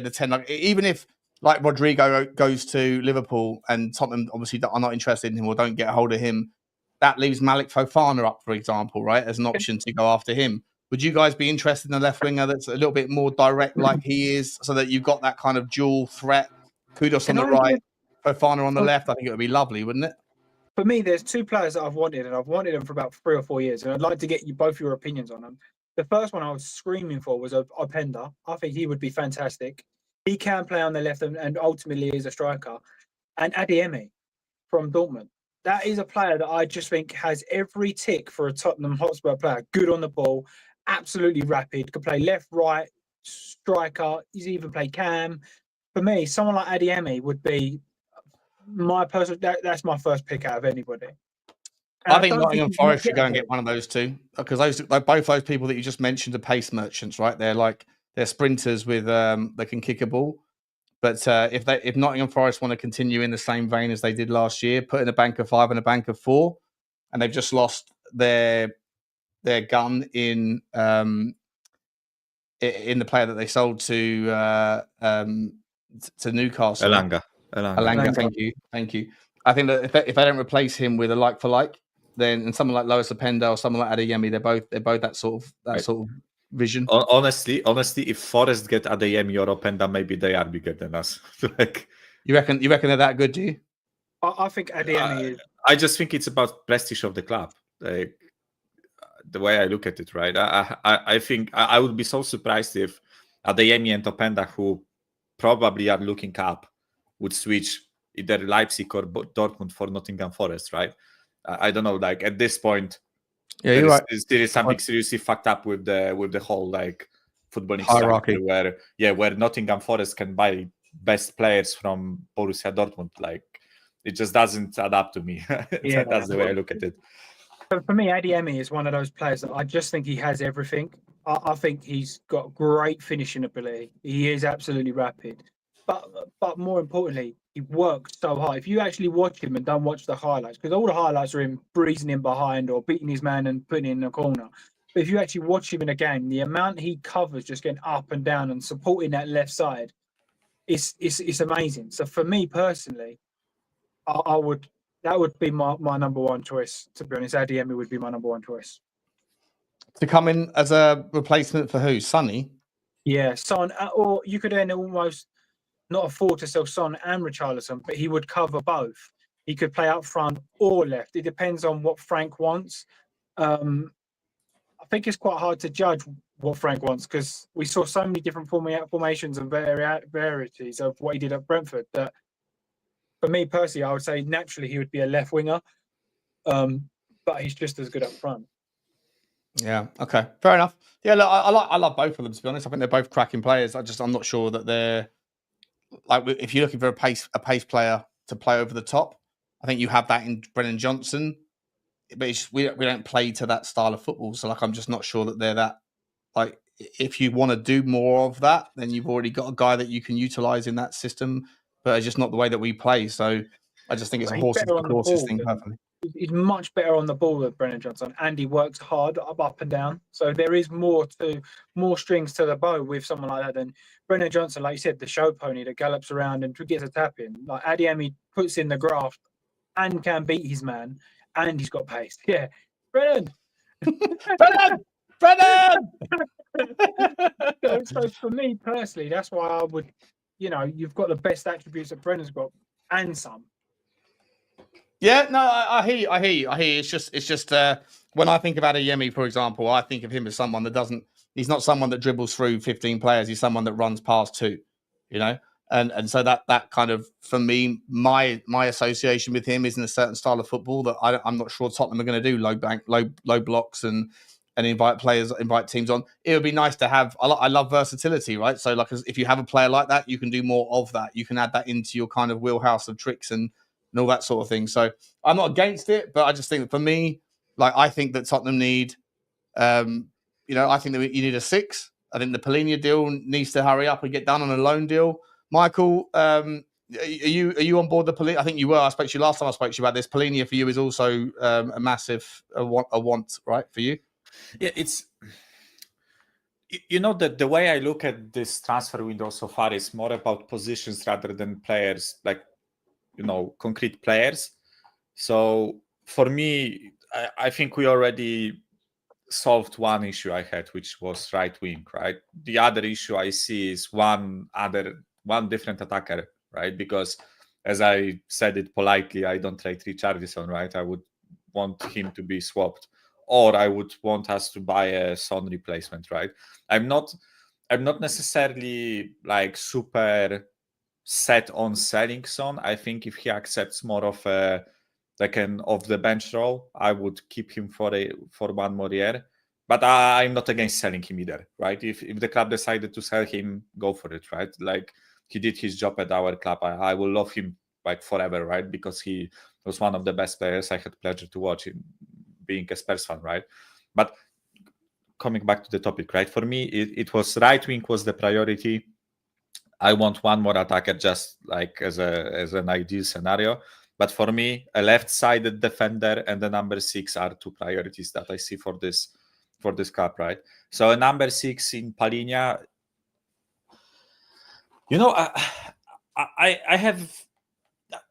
I think he's an amazing player, Palhinha. I don't know. When you sometimes have like a bad feeling about a player, or like you aren't necessarily sold on a player. That's me with Palhinha, and I'm not like taking into question any of his abilities, right? I think his passing is great, his defensive work is great, everything is great, right? Just the vibe that I got from watching him in the Premier League when he was playing for Fulham was the fact that he is a yellow card magnet, right? Or a red card magnet. Like this guy never strayed away from a challenge. I think, correct me if I'm wrong, but I think he equalized or broke the record for yellow cards in a single season, right? He had like 16 yellow cards or something like that, right? Yeah, that's right. It's crazy. Which was crazy. And I don't know, it just gives me a bit of a bad vibe.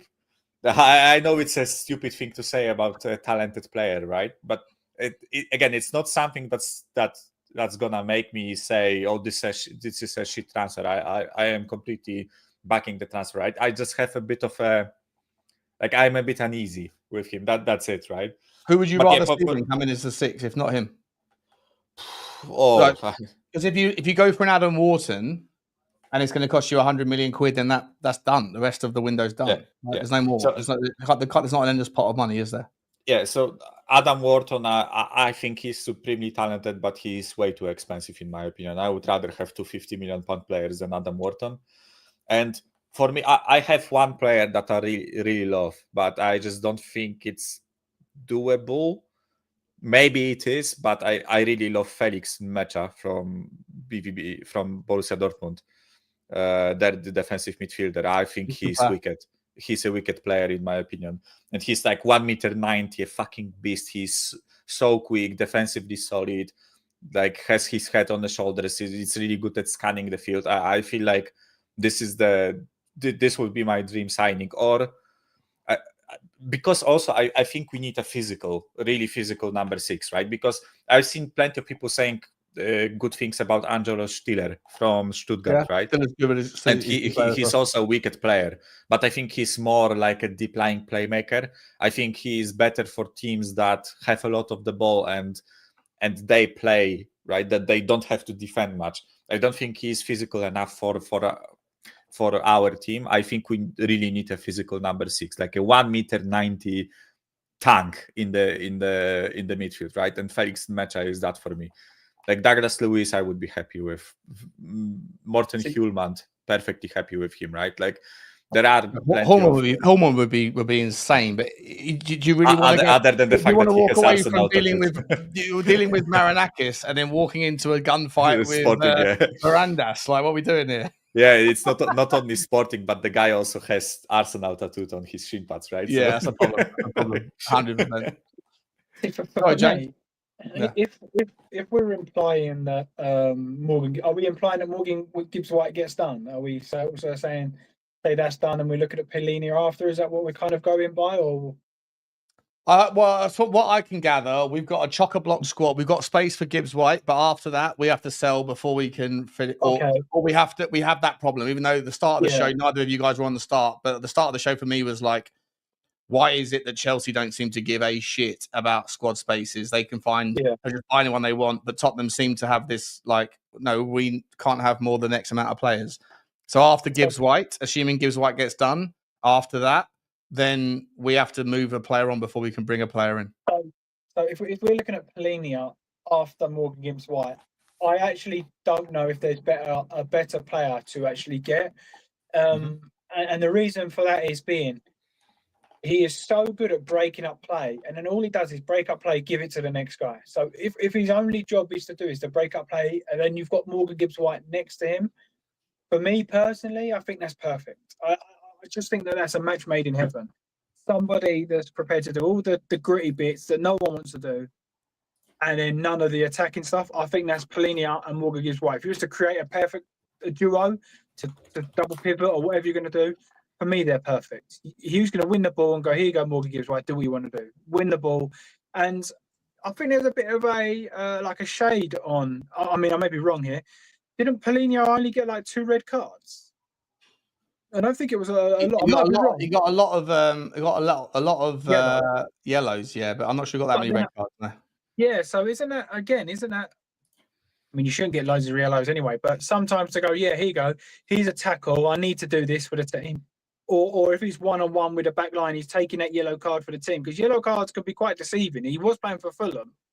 Like, that's no disrespect to Fulham, but there are opportunities where they've hit people on the counter-attack and then they've been left open and then people have counter-attacked them and he's kind of brought them down. So for me, it's one of those, yellow cards always looked as a bad thing, but technically it could be the sign of a very intelligent player. Like, okay, this is where I'm going to do this one for the team and just bring him down here. Yeah, by the way, like Chad said it, he had no red cards in the Premier League, right? But the reason why I said red card magnet, right? And listen, it's just like a really small thing. I don't think I stressed this enough. I would be super happy if we got him, right? It's just that I have a bit of a as I said, I'm a bit uneasy with the fact that he gets so many yellow cards, right? Because I think if you get 26 yellow cards in 2 seasons or whatever he got, assuming the chat got the correct number, right? Then you are bound to get a red card eventually, right? And I don't know. It's like I know it's just a minor thing. Like you don't have to pay much attention to it, right? Would you take someone like Polinia that instantly secures us at the back and helps us go forward? Yeah, definitely. As I said, like I would be super happy if say we said 2 red cards a season, so he misses 6 games. I'd still take that in a heartbeat because 6 games is 6 games. 6 games is 6 games. 38 games a season. If he gets 2 red cards, which he hasn't had, but if he gets 2 red cards, misses a couple through yellow. If he missed 8 games and we had him for 30 games, I would still think you're looking at an absolute world beater. That's absolute no-brainer. That's fair. I want to ask you guys this. Let me just finish off what I'm doing here and show you this on the screen. Let me get it up for you. Here we go. Forgive me that it's back to front or that it's not the way that it usually looks, right? But if you've got Vicario in goal, Porro, Romero, Van der Ven, Udogie, Polinia and Gibbs-White in the 8, Maddison in the 10, Kudus in the 11. Is it just these 2 that we need to have a crack at the top 4 next season? Yeah. So I would actually go as far to say I would if we could only have one more player, I would chance Tel there. Not that I think he's good enough because I don't, but I think you can almost afford to have one player that's going to kind of not let the team down because that's harsh, but you can have someone that's not as good when you've got Kudus, Maddison, Gibbs-White, and whoever. Is that a team that, if fully fit, can you see that on the screen? Yeah. Is that a team that can get you top 4? Minimum. Honestly, Sean, I think even with Solanke, I think that team is good enough. Like I know there are vastly different opinions on Solanke. I think. Listen, for me, it's hard to judge some of the players that on the basis of last season, right? Because of the system that we played and because of the way that we played under Ange, right? Like I think Solanke was doing so much dog work for Ange's system, right? That I would like to see him in more of a striker-focused system like Frank plays, right?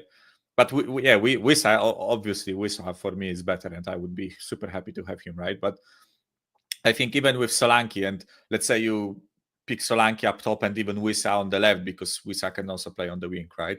Like, even if you did that, for me, that's a top 4 fighting team. I don't see a reason why this team is weaker than Villa or Newcastle, who are possibly going to be the 2 biggest contenders for us for the top 4 spot, right?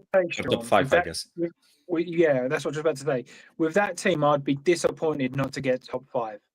That's what I would say, because it's a bit unfair. Thing, right? So you just on that team there, if you go and get Malik, if we don't get Rodry-No and you go and get Malik Fofana, right? And then behind him, you've got Mathys Tel. I can't be bothered to put all the subs in. Mathys Tel and Fofana can figure it out. Maddison and Decky can figure it out. Wissa and Solanke can figure it out. Kudus and Johnson can figure it out. Yeah. And between these 2, you've got Gibbs-White and Berghvall, right? And Polinia and Berghvall and Polinia and Bentancur, for example, yeah? Yeah. And then over here, you've got Pedro Porro and Jed Spence. Here, you've got Romero and Vuskovic, maybe, or Danso, yeah. And then over here, you've still got a problem here, though, haven't you? So that's for me, Van de Ven and Vuskovic, possibly, if we don't loan him, right? Like I've seen. Did you see, mate, that David Hansko is that the move to Al Nassr has broken down? Mate, that's like, That's please, the guy, isn't it? That's the guy you go and get, right? Lucky, please, you have 2-in-1 with that guy. Like, You've got please. 2-in-1. He's so good. He's such a good player. And you go, and then you're done. Then you're good. Go and get David Hanscom for 25 million quid or whatever it's going to cost, and you're good. And it's right? might kind of split feathers, but I'd rather Robinson. I would rather proper. Yeah, I have definitely, to. definitely, right? Like, I just think that I actually think Robinson's better than Udogie, personally. I think he's so good at going forward. He's almost like a quicker and a better on the ball Jed Spence, because Jed Spence is good at the back. He's just not great at like that bombing forward delivering. I think Robinson's got it all. I think he's good at delivering the ball. He's good on the ball. He's good defensively. He's quick. He's aggressive. For me, yeah. If you got this is what I said at the beginning. This is what's frustrating, because I don't think Daniel Levy, Vinay, Joe Lewis has ever had it easier in the respect of we're so close but so far away. Yeah. Like, you're not talking huge money. Like you said, I mean, what's Fofana? How much is Fofana worth? How much would you say? Malik Fofana will probably cost about 30 million quid. So 25 million quid, 30 million quid. Say we get a loan Polinia, we're talking 150 million pound more potentially to have that squad. Like, I know it's a lot of money, but that's not the end of the world. And you're saying I'm pretty sure we'd all here go top 5 guaranteed, or I would expect minimum a top 5 with that squad, which then gives him Champions League next year and the opportunity to build again. So for me, I know there's a lot of pressure on Levy, but I don't think he's ever had it so easy. And even if we don't get the players that you've mentioned, there's loads out there. There's definitely loads out there. Someone's saying, Toxic Headshot saying Fofana. He's not the same Fofana. Malik Fofana is not crap. There's a lot of Fofanas in the world, but Malik Fofana is not crap. Toxic Headshot. I don't know what you're talking about, buddy. He's very, very cool. Very, very interesting player. I don't know if you guys have just seen that apparently Ash Phillips has got a move to Stoke on loan. That one's done. So he's one less. There you go, James. Should have sold him, right? Should have sold him. Yeah. Then another wasted year.